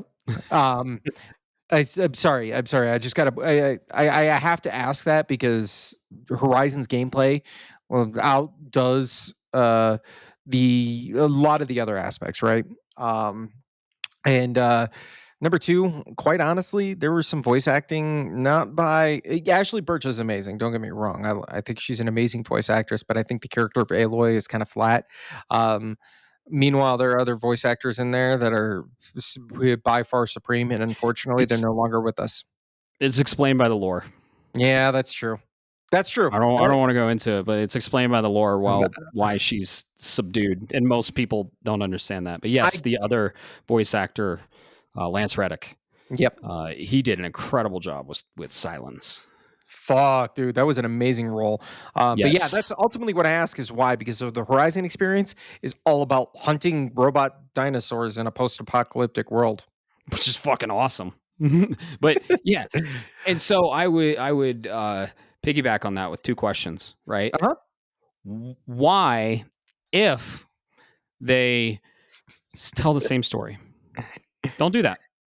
Don't tell the same Mm. story. Tell an original, different story that's not related to the games. We've already played and experienced that story. Okay, that's what The Last of Us did. They did it good, but I enjoy the game better. And if you tell the same story, you're going to have comparisons. And the game, the TV show, does not compare to the game at all. The game is better in every way. And yes, I am that person like, oh, the book's better. You should read the book. You should play the game over the TV series. They told some original stories, which those were some of the best episodes in the fucking series of the original stories they told that weren't told in the game. So if they can do that, if they can tell an original story that's relevant or that links with the game, but is not the story that we've uh, been told in Horizon Zero Dawn, Horizon Forbidden West, or Horizon Call of the Mountain, that's fine. And two, for the love of God, just make it anime. Don't do live action. This is a very hard, very high budget live action title. You're not going to make your own robot dinosaurs. You're going to CG them. And guess what? You have a gorilla already rendered all this shit in the game. So, but you can't. I mean, it is Horizon. I would argue is photorealistic. It's one of the fucking best looking games I've ever seen. But dude, just make it animated. They're doing a God of War thing too with a 7-foot Kratos, and they're not animating it. It's just like, guys, come on. The Last of Us, yes, I get it. You can do a live action The Last of Us, right? But Horizon and God of War, just animate it. I I could see that, but counterpoint. For the sake What? of our not for the sake of our argument, but just a thought in my head. Fallout Mm-hmm. has an entire TV series that does a really, really good job of representing not just the aesthetics of the game, they Yeah, also tell an original story, and it looks really good. and it's pretty grounded. It's a pretty grounded story that would make sense that is slightly after post-apocalyptic, right? Like Horizon is I don't want to get into too much spoilers, but have you been in one of the fucking cauldrons in Horizon? It looks like a goddamn alien spaceship.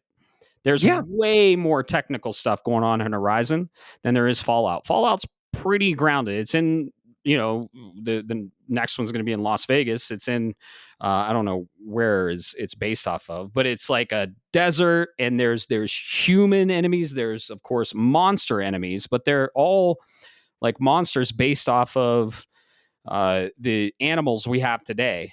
Have you seen a fucking tall neck, Bob? I have one right behind me. Does that No, look yeah. like anything that exists today? Oh, I don't disagree, but I'm saying Yeah.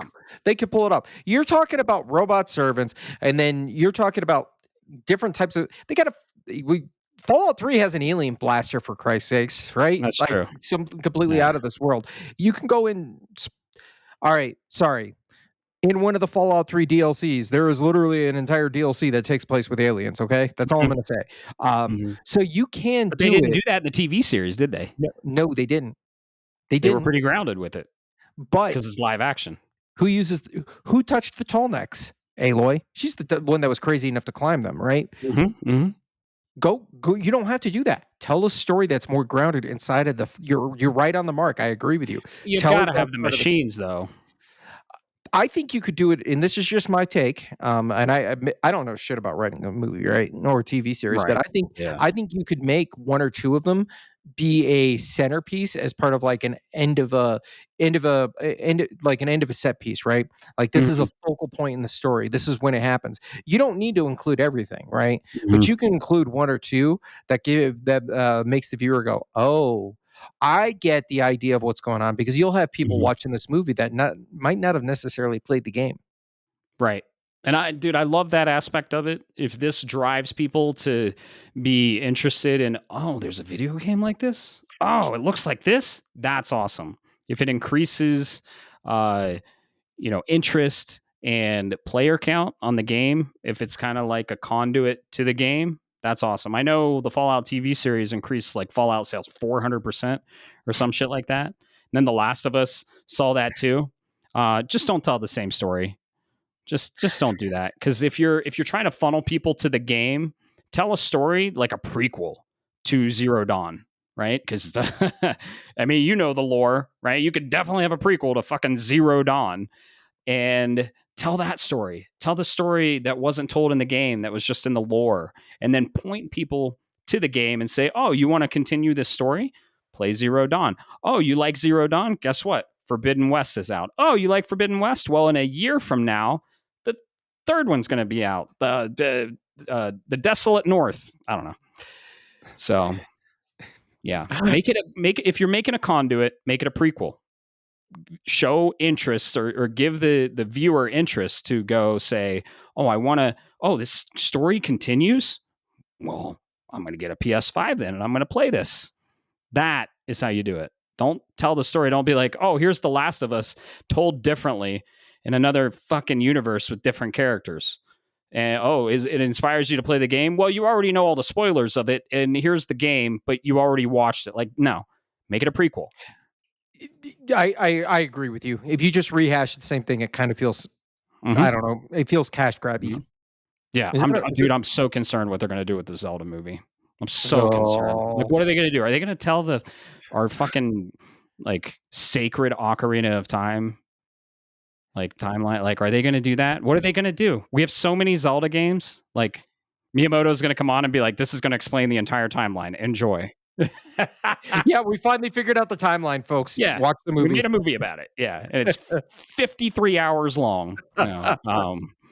I'm just cautiously optimistic with all this stuff. I love that the IP is getting talked about, but I just hope they do it well. Twisted Metal, for example, Twisted Metal season 1 is not about the games. It's a prequel to the games, and Twisted Metal 2 is, I think, also a prequel to the games that's kind of flowing into what the games are about, and they did it right. So,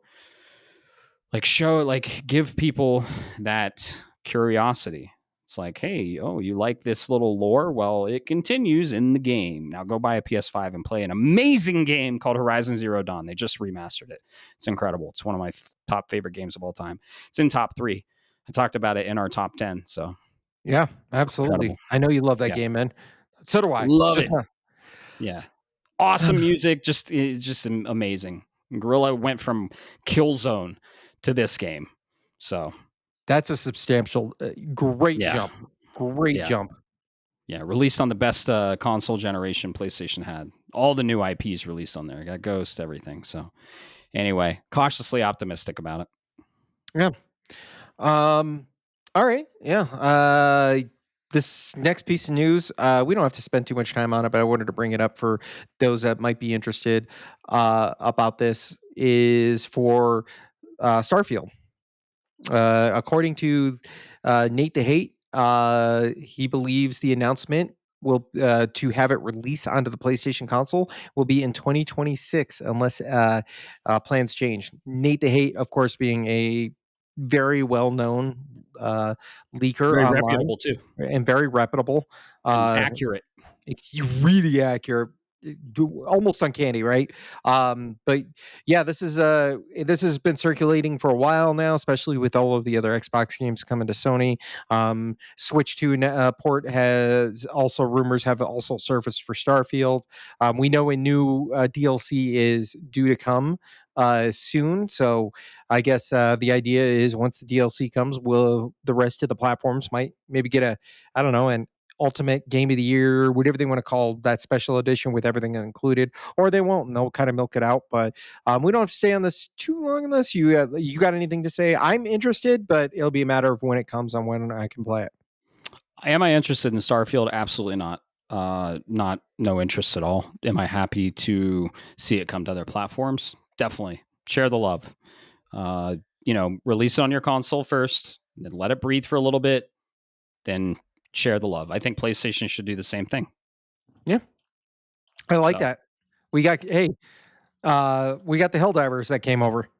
yeah, exactly. The more people that play the game, the more people consume the art, the more people talking about it.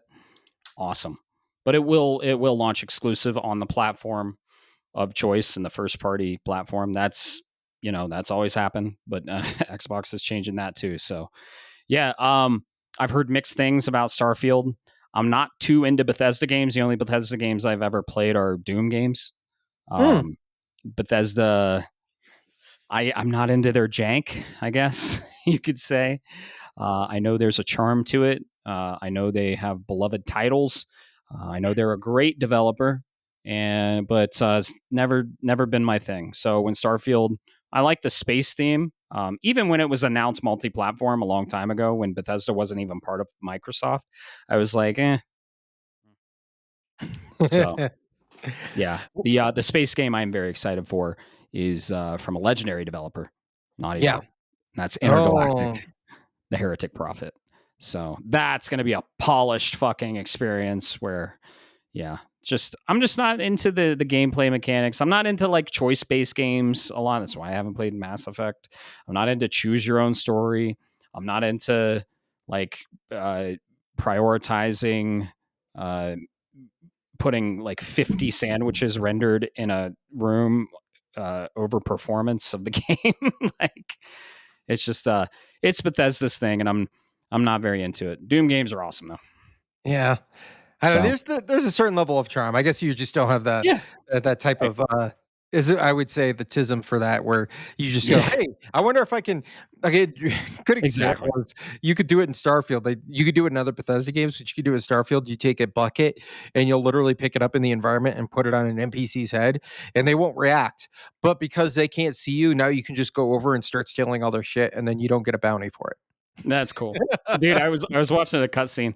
This it. he was talking to an NPC, and that robot guy just comes and fucking just hits the lady in the face as she's talking. It is funny. There are some funny moments, and it's just not my thing. It's a probably an incredible. They're an incredible dev. They make incredible games. Just not my thing. So I'm not saying they're bad at all. Just yeah, not my thing. And I was never interested in Starfield. And then when they were like, "Oh, Starfield's only Xbox," I was like, "Whatever, let them have it." Yeah. I'm happy to take a I don't wanna say polished, but quite frankly, a polished and updated version, of Right. it when it finally comes around. Yeah, Xbox players are basically becoming quality assurance testers, unpaid.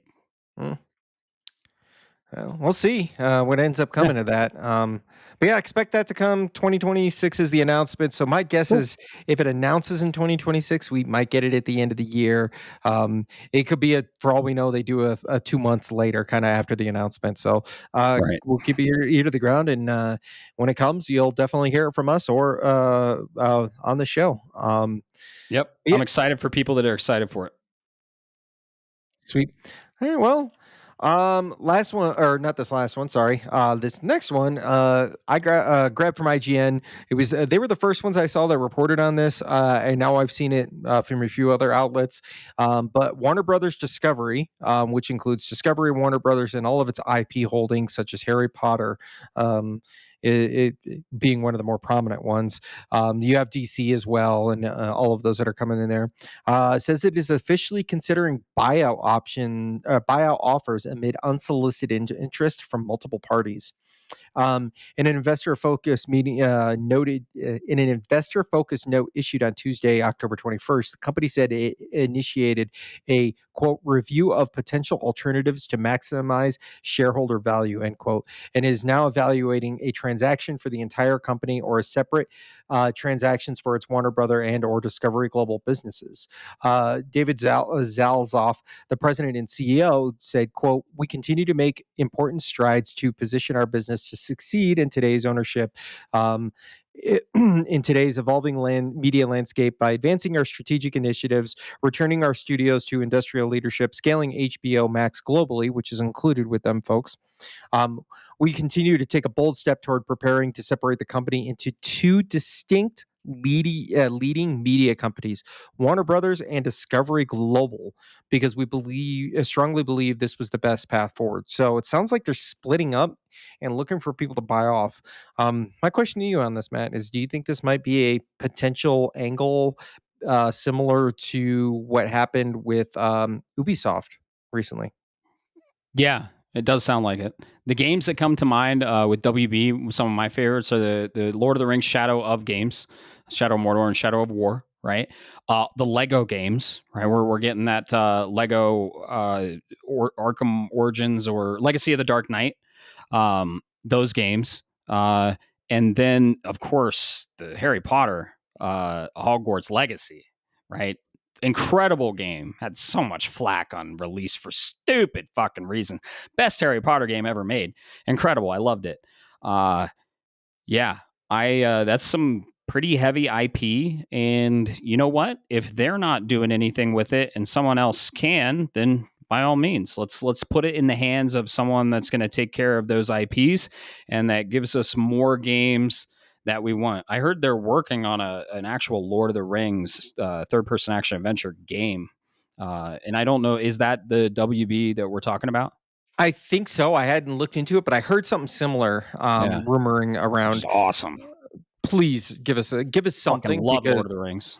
yeah, you're gonna what is it? The copyright the system Mhm. out of Shadow series, and then The not Nemesis do anything. system. Yeah, the Nemesis system, and then not do anything with it. I know. That's what I'm saying. They're sitting on some really cool tech and really great IPs. If you're not going to do anything with them, then send them to someone that will. Uh, but you know, a lot of people are learning when they buy these developers and studios, they're not really buying the people; they're buying the IP, and the people can leave. So, um, I don't even know if this is good news or bad news. The outcome depends on if it's good news or bad news. But uh, you know, we haven't seen anything from the Shadow of Lord of the Rings games, so a shakeup does seem like it could lead to a good direction, and I'm all for it. You're muted. Yeah, absolutely break them up. Simply just because, like, WB hasn't really been doing much with their IP, in my opinion. Yeah. I mean, they're doing some things, but they're handling it badly. The last Harry Potter movie came out 20 years ago. It feels like, Hmm. and the only good game of note, and I'm going to say that I'll die on this hill, but the only really good game of note since then has been Legacy. Yes, we've had the Lego games, but those fall into the Lego Lego games were category. great. Oh, dude, yes. Yeah, Legacy was better. But Legacy was by far better. And then So that's good. it? That's all you're gonna give us? Yeah. I mean, the number of Harry Potter heads that are out there right now, Yeah. is unreal. Yep. You could be doing a Nintendo and milk the millennials dry for that. Oh, That IP absolutely. alone. Yeah, I think Portkey Games was saying it's interested in a sequel, and I don't know if it's in pre-production, but I don't know. Check my math on that one, but I think they are working on a sequel, or they were working on DLC or something. But I know WB has been sitting on their hands for a while, and I think it's because of lack of funding. So give them to someone that's going to give them money, so we get the sequels to the IPs we deserve. Because yeah, Shadow of Mordor was fucking awesome, and that Nemesis system. Sadly, this is a game on my backlog I'm ashamed of, but Shadow of War, I never got to. I really want to, but it is the sequel, and man, those are great games. The Lord of the Rings has just a lore treasure trove of just stuff they could use. So yeah, Shake Up's good. We'll see if it plans out for. We'll see how it plays out for him, Cotton. It's a bold move, Cotton. I Bold hope. move, Cotton. Oh. All right. Well, one I last don't thing want to. before we get into yours. All right. Before we get into this, before I let you rant, I got one last thing for you, man. This game actually broke today. It's actually a pretty big shakeup in the industry. This is coming from Video Games Chronicle over there. Remedy, the developer of the Alan Wake and Control and FBC Firebreak, the CEO steps down 2 weeks after it issued a profit warning due to FBC Firebreak's quote weak sales. In a statement, the company explained that Vertala and the board of directors had quote mutually agreed that Tero Veritala will step down from his position as company CEO with immediate effect. By the sounds of this, it's going to be the Remedy co-founder is one of the Remedy co-founders is going to be appointed as the interim CEO while they figure this out. They haven't given much else other than that. I don't know, man. That's kind of ominous. What do you think? Good. Oh, Okay. Let me clarify on that. I love Remedy. They're one of my yeah. favorite developers. They make Alan Wake. They made Control, which is a new IP, and they're working on the sequel. They made Max Payne. They made all kinds of good shit, and they're all linked. They fucked up by releasing something no one wanted. FBC Firebreak. It's a multiplayer. I don't even know if it's free to play. It might be have a small cost, but it's a arena based multiplayer first person shooter nobody asked for. We all want Control 2 or Alan Wake 3. That's what you're good at. You're one of the best storytellers in video games. You're one of the best developers when it comes to writing, right? You have a game that's based entirely off of a fucking writer. Dude, stick with what you're good at. Work on Max Payne, the remake, work on Control 2, work on Alan Wake 3. You learn from your mistake. This CEO was probably behind this decision. They saw that they lost money on FBC Firebreak because it's no one asked for it. When this game got released, I was like, "Ooh, another Remedy title!" And then they showed it's like an online multiplayer arena shooter. I was like, "What the fuck is this? I am not interested at all." They they had a huge misstep and they lost a lot of money on it. And if this CEO was behind that decision, get him out of there. Hmm. I could see that. People need to be. I will say that this much for sure. I agree that people should be held accountable. I don't like to see Yeah. anybody lose their job. Yeah, just put him down a rung. Like keep him employed, but like don't have him making the decisions if he greenlit this FBC Firebreak because he fucked up. I Yeah. saw it from a mile away. I saw this game and I'm like, dude, no one wants this. No one wants this, Remedy. You know what we all want. Just head down, work on that. You're some of the best storytellers in the video game industry. Stick with what you're good at. Yeah, you're. I don't disagree. You got to do a genre. Occasionally, though, I will say as a counterpoint, you have to genre jump because if not, we would not have Horizon Zero Dawn. Flat Yeah, out. no, but okay, genre jump, but keep it in kind of the same vein, right? Quantic Dream is doing the same thing. They're incredible storytellers, and they have this fucking 3v3 online multiplayer slop, which is spellcasters or whatever. I don't even know, but Guerrilla went from a first person co-op story driven shooter that was very lore and story heavy to a third person action adventure narrative driven story heavy. Okay. Alan Wake, Control, Max Payne, third person narrative driven story heavy single player to a fucking 3v3 or 4v4 online multiplayer first person shooter. Nah, that's too big of a genre jump. Nobody wanted it.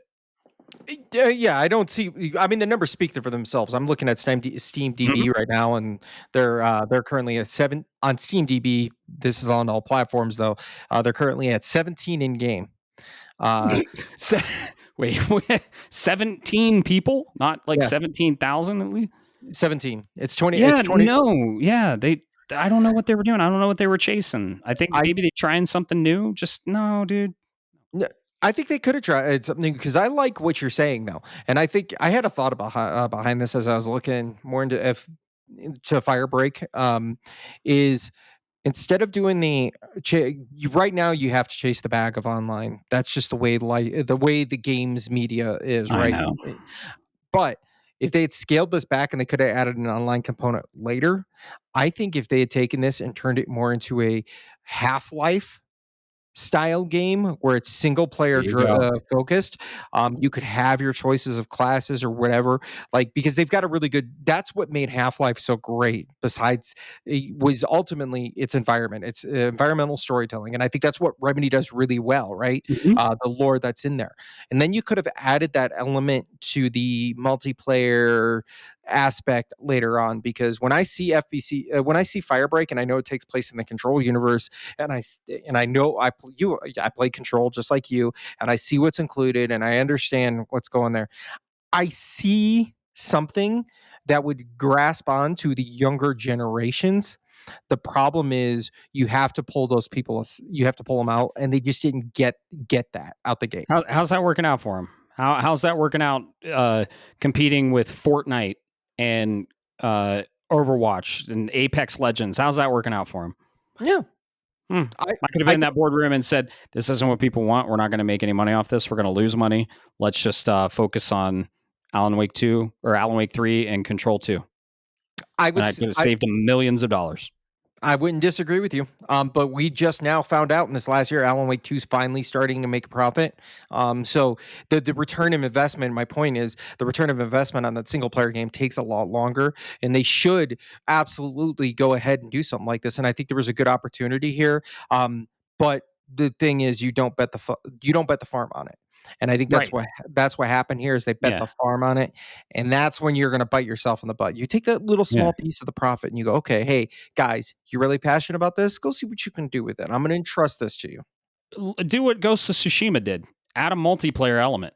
Just add a Mm, multiplayer, a free or a small priced multiplayer element to Control, or maybe even Alan Wake 2. Or, yep. well, it was Control based. It was in the FBC, the Federal Bureau of Control.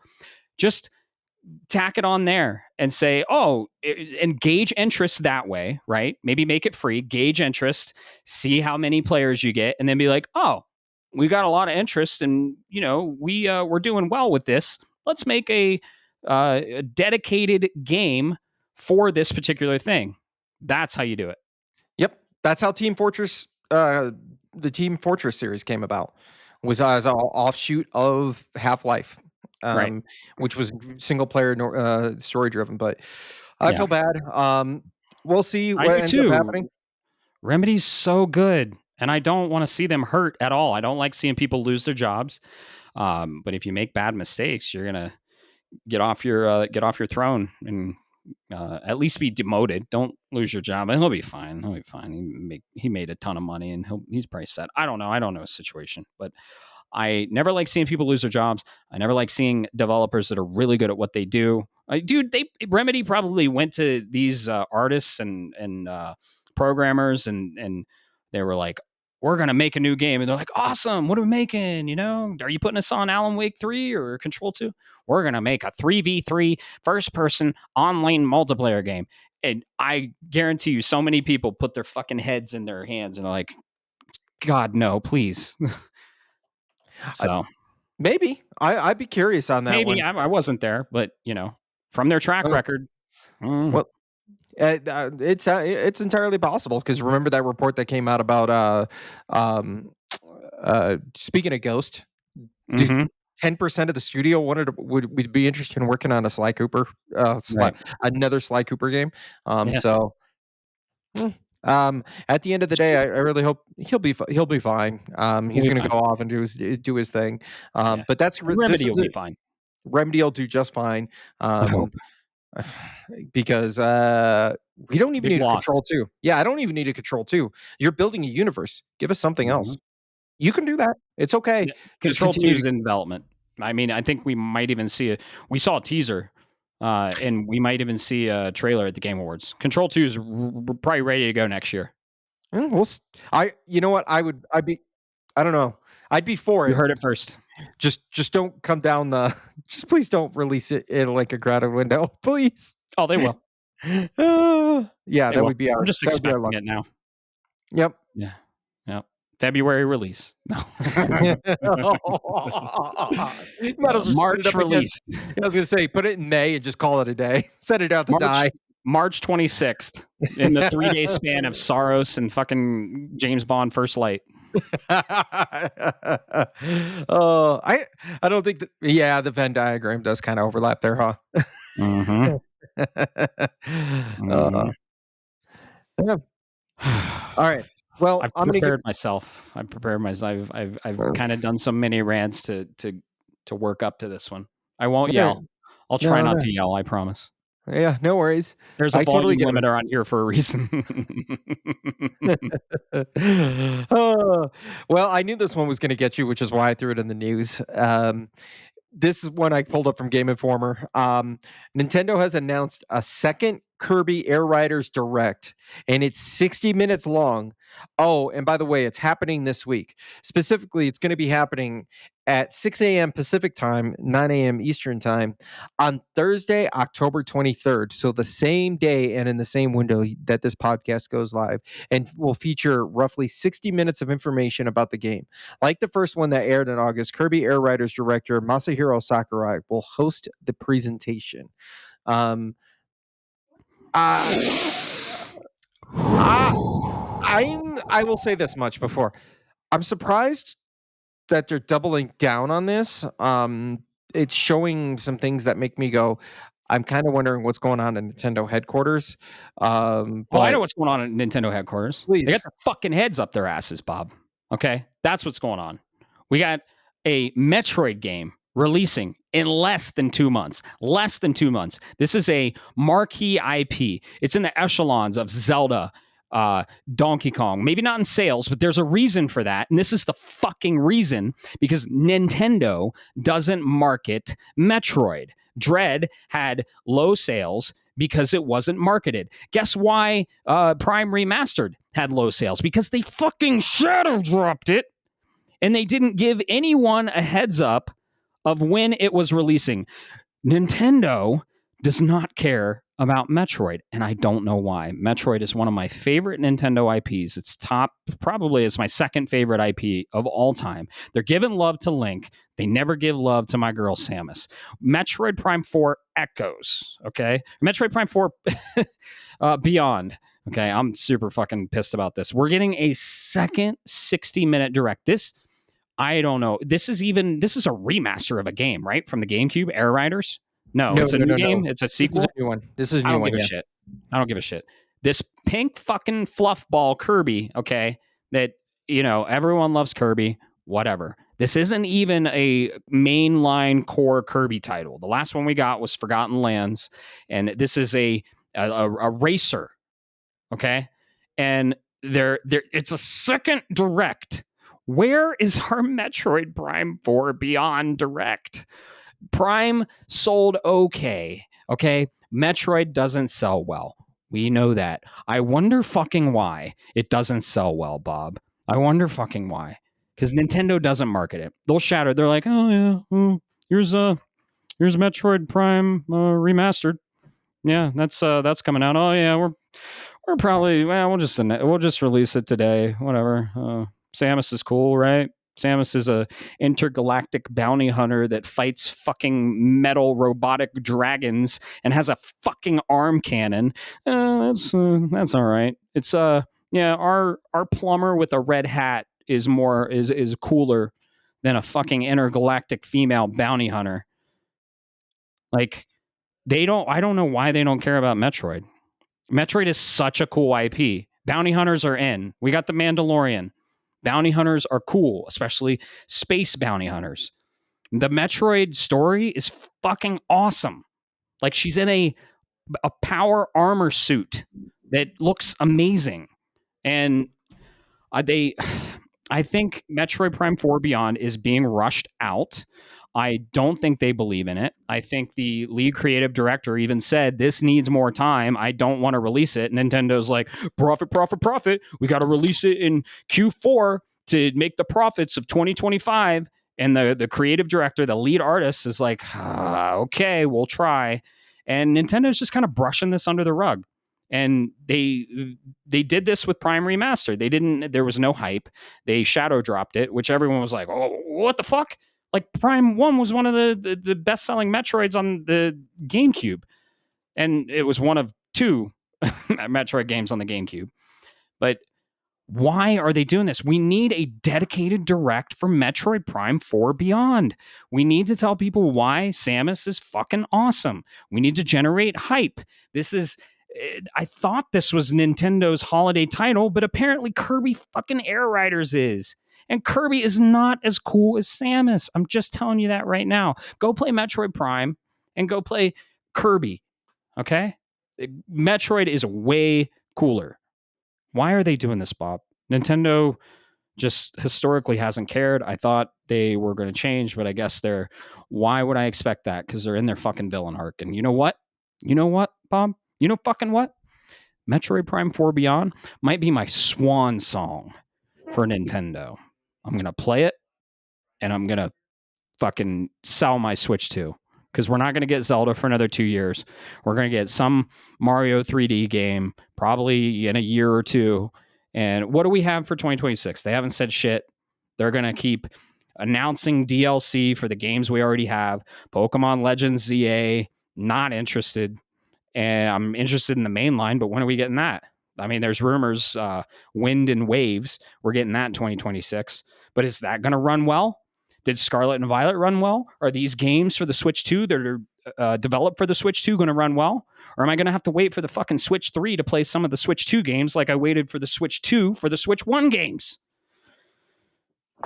What are your thoughts? I got to say, man, I think so. To be quite perfectly blunt about this is one, we know Metroid doesn't sell well, particularly Why? particularly in the East, right? It's just not marketed. No, it did. It never. Metroid is around because the way it's sold in the West, right? Now, I also believe that Nintendo is quietly moving themselves towards a brand and an identity, and I don't think Metroid fits into that. Samus and the Metroid does not fit into And I that don't think identity. I fit into it either, to Yeah, quite frankly. I think I've grown out of fucking Nintendo. yeah, yeah, absolutely. I wouldn't disagree with you on that one. I think that that's where they're at. And then when you look at when you said it yourself on the numbers, right? Um, I looked at this. I went ahead and decided to look at this because I was curious. And I we've got the past years, right? So I look at what the current stuff is, right? So if you go down and you go look at Metroid Dread, the sales numbers for that I found is it was around 3 million, and It's it, just solid, and it wasn't well marketed at all I don't think marketing would help because here's the difference: Kirby and the Forgotten Land sold 7.5. because it was marketed more. And people know Kirby because of the marketing in the past. I knew about Metroid Dread because of the Nintendo Direct, and I'm going to be honest, I didn't even How, realize Forgotten Land had come out. yeah, and how many people watch that direct? I'm talking commercials, like Super Bowl commercials, like show fucking Samus, like show the Beyond trailer. Oh, cool bike, Tron. Tron's in right now. Well, apparently it's not because Disney's thinking of scrapping the IP because people are fucking stupid. But like, I think it would gain traction if they marketed it. And here's the thing. Here's the thing Nintendo should realize, right? The people that made them who they are today aren't kids anymore. We're adults. And you're leaving us behind and you're marketing to a new generation. You're like, hey, thanks for making us all this money and thanks for buying our products and thanks for being there and thanks for being a hardcore Nintendo fan. Now, fuck you. We're here for your kids. Yeah, no, you absolutely are right. You graduated. That was Yeah. most famously said 20 years ago. You graduated from Nintendo. Yeah. Um, they all of my kids all like Pokemon. I I don't like play Pokemon. I don't play Pokemon, right? They got 3 new customers. Nintendo got 4. Count them on my fingers. 4 new customers over Animal Crossing: New Horizons. Mhm. Um, Nintendo I, I I hate to be an asshole about this, but Nintendo doesn't fucking care about its hardcore fan base. They care They about used to with the no, GameCube. They oh, used to. I don't disagree with you. Yeah, they absolutely did. Uh, they're selling for what's the easiest, right? It's easy. Yeah, it's low effort. It's low effort free money. I mean, granted, Nintendo doesn't put in or generate nearly as much revenue as Sony. And by that market at PlayStation alone. Um, but yeah, there's a reason for this, and it sucks. I absolutely agree with you. It sucks. Nintendo has notoriously never quite understood Samus. There's that I'd have to go look for it, but there was that famous report about a development team that wanted to sell a Metroid game, um, and nobody at Nintendo in the board knew what a bounty hunter meant. They didn't realize bounty hunters in the West to us are regular. We're the Boba Fett's, right? They saw Samus as a motherly figure. Mm. Yeah. Yeah. Samus in her power suit definitely looks real motherly, let me tell you. Yeah, I know. I'm not disagreeing with you, but it sucks because it's the black sheep of their major IP. Like it really is. I Um, know. And these artists made an incredible product. We grew up with her. Uh, she's near and dear to my heart. I love the IP, and mhm. it's just really I'm even surprised we got Metroid 5, Metroid Dread. Yeah, Uh, I'm very surprised about that when we did. I mean, it's so good. I really hope they don't rush Prime 4. It's my most anticipated game of the year. Dread was my game of the year then. I'm just such a huge fan of the IP, and I just wish Nintendo was too. You know, oh yeah, and they to did bring this, this. they They did did it. this. And to bring it all back, I'm kind of curious. This is to bring this back to the beginning. Is how fucking psychotic is that you're running a second direct on Kirby Air Ride? Forget It the doesn't Kirby make Air sense. Riders. Running a second direct that's 60 minutes long on a game that you already gave a dedicated direct to, like that seems a little. I don't care if it's I think it Kirby, was the Metroid, or Mario. I think the slot was for Metroid Prime 4 Beyond, and something happened, and I Ah. think that slot was for Metroid Prime 4 Beyond, and it is even a later slot than usual because they usually do directs like 2 months out before the release. So, like, we have a new Prime game coming out in like a month and 8 days or 12 days, right? Like a little under a month and a half. Mhm. And we haven't seen a new trailer. We haven't got a direct, and we're getting a second direct. This is the first time in history for Nintendo they got a second dedicated direct. They didn't even give a second dedicated direct to DK, Donkey Kong. They didn't even give a second dedicated direct to Mario Kart. Like, why the fuck is Kirby Air Riders not even a mainline marquee title for Kirby? It's Air Riders, a fucking spinoff. Why is Kirby getting a second 60-minute direct? There's something fishy going on, and I think this slot was for Metroid Prime 4 Beyond. I smell a delay, and I hope they delay it. Yeah. No, I could see that. Now that you mention that, because I've had this inkling that Prime 4 isn't gonna be. I don't wanna Me say too. it's gonna be run bad, but it's just not gonna run the way we'd expect it to. Oh Um, yeah, if it's rushed, it will. You got to polish it. yeah, I like that theory because it is strange to have Mhm. a second one. It doesn't make sense. It makes no sense, and I don't know why they wouldn't have just canceled it. But maybe they had the marketing team. Maybe they funneled resources into this, and it's like trying to mitigate loss, and they didn't want to lose all that money for the direct. There's a lot of time and investment and man hours, woman hours that go into these things, like 4 months in advance, maybe even before. There's a lot of things behind the scenes, and they're like, if we cancel that, that's like money lost, and Nintendo don't like losing money. They're in the business of making money, profits over people or gamers, honestly. And they're like, let's fill it in with something, right? So Yeah, I could see that. No, that checks out. That logic checks out for sure. yeah, the I'm, logic of Nintendo not caring about Metroid doesn't check out. Metroid's yeah, cool. I'm sorry, man. I feel for you.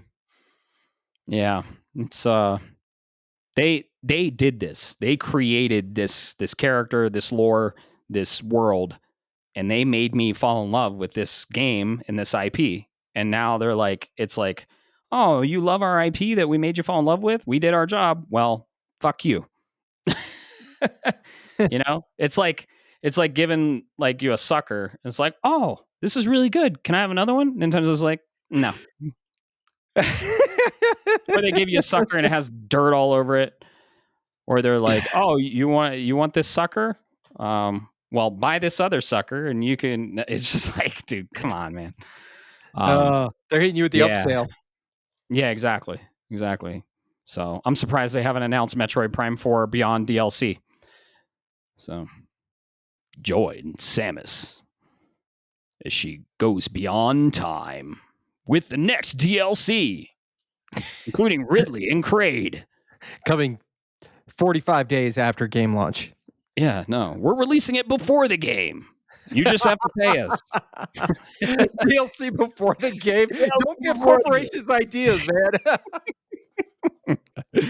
Oh shit. Anyway, I think I'm done with my rant, and I don't appreciate Nintendo doing this to our girl. She deserves better, and she's going to get my full attention. And I fully believe it will be my swan song for the console, my swan song for Nintendo. And I honestly think it might correlate with the swan song for Metroid for them. And brings a tear to my eye because I fucking love Metroid. I'm not saying on Nintendo, but I am saying I will be keeping an eye on what they've got going on. 2026 is going to be whether quite frankly, I'm back on board or not. But right now it's just a break. We're in the let's figure each other out phase of the relationship.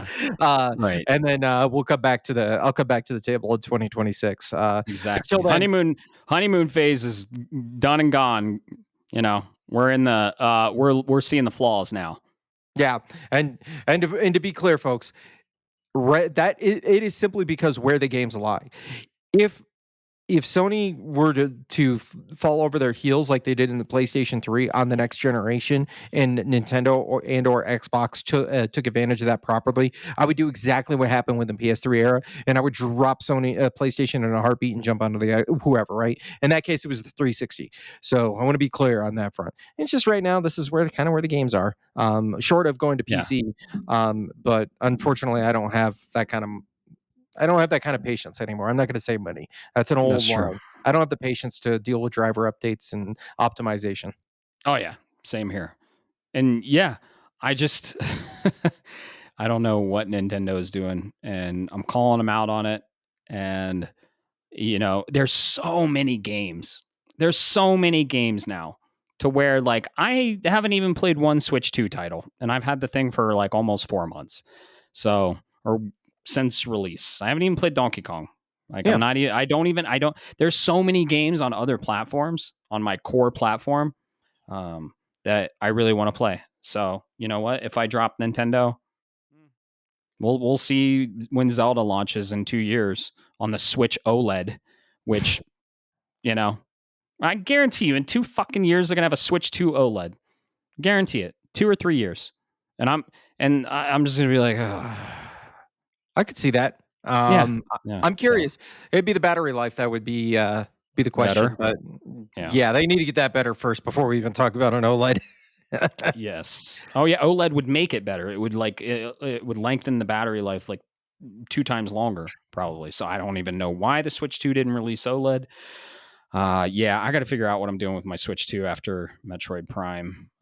Because I mean, Nintendo goes quiet during the holiday season. We probably won't get another direct till mid to late January. So we're gonna Kirby Direct in fucking like a week or whatever. Great, cool. I said my rant's over. I'm sorry. I won't rant anymore. But I think that'll do it for this episode. What do you say, Bob? Yeah, let's get the hell out of here, man. I'm gonna go play some Hell Is Us. Hell yeah. Got any fun plans for the weekend? You know what? I'm gonna be playing it by ear. Yeah. Getting back into the cycle with my wife going back to work, and she's had some changes. So I'm thinking I need to refocus on some things around the house here and reorganize a few things in my life, both physically and spiritually, mentally. Yeah. I'll let you That's take a good. pick. I hear that. A lot of changes on my end too. Really focusing on specific things that benefit my health and well being for sure. So if it's nice, I might go on a one wheel ride. If it's not, I might play Little Nightmares. And who knows? This weekend, I might be done with Little Nightmares if it's as short as I'm hearing, and I might dive into Ghost finally. But Yeah, yeah, we're not hitting the slopes until the resorts open. That'll be early November.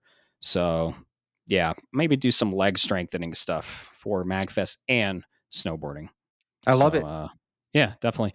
Well, we're gonna get the hell out of here. Thanks so much for listening. We really appreciate it. We appreciate you hanging out and listening to our crazy rants and our outlook on the video game industry. We love doing this. We love drinking and talking video games with you all. So we appreciate it. If you're not on Discord, join it. And if you're not subscribed to the podcast, subscribe so you get these crazy antics every week and you hear our ranting on the video game industry. So thanks again so much for listening. Have a great rest of your day.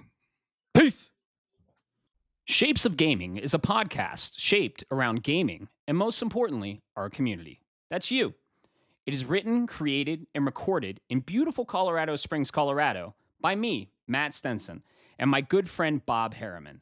If you would like to be part of this amazing community, be sure to like, subscribe, or follow us on all the social media platforms or the podcast app of your choice.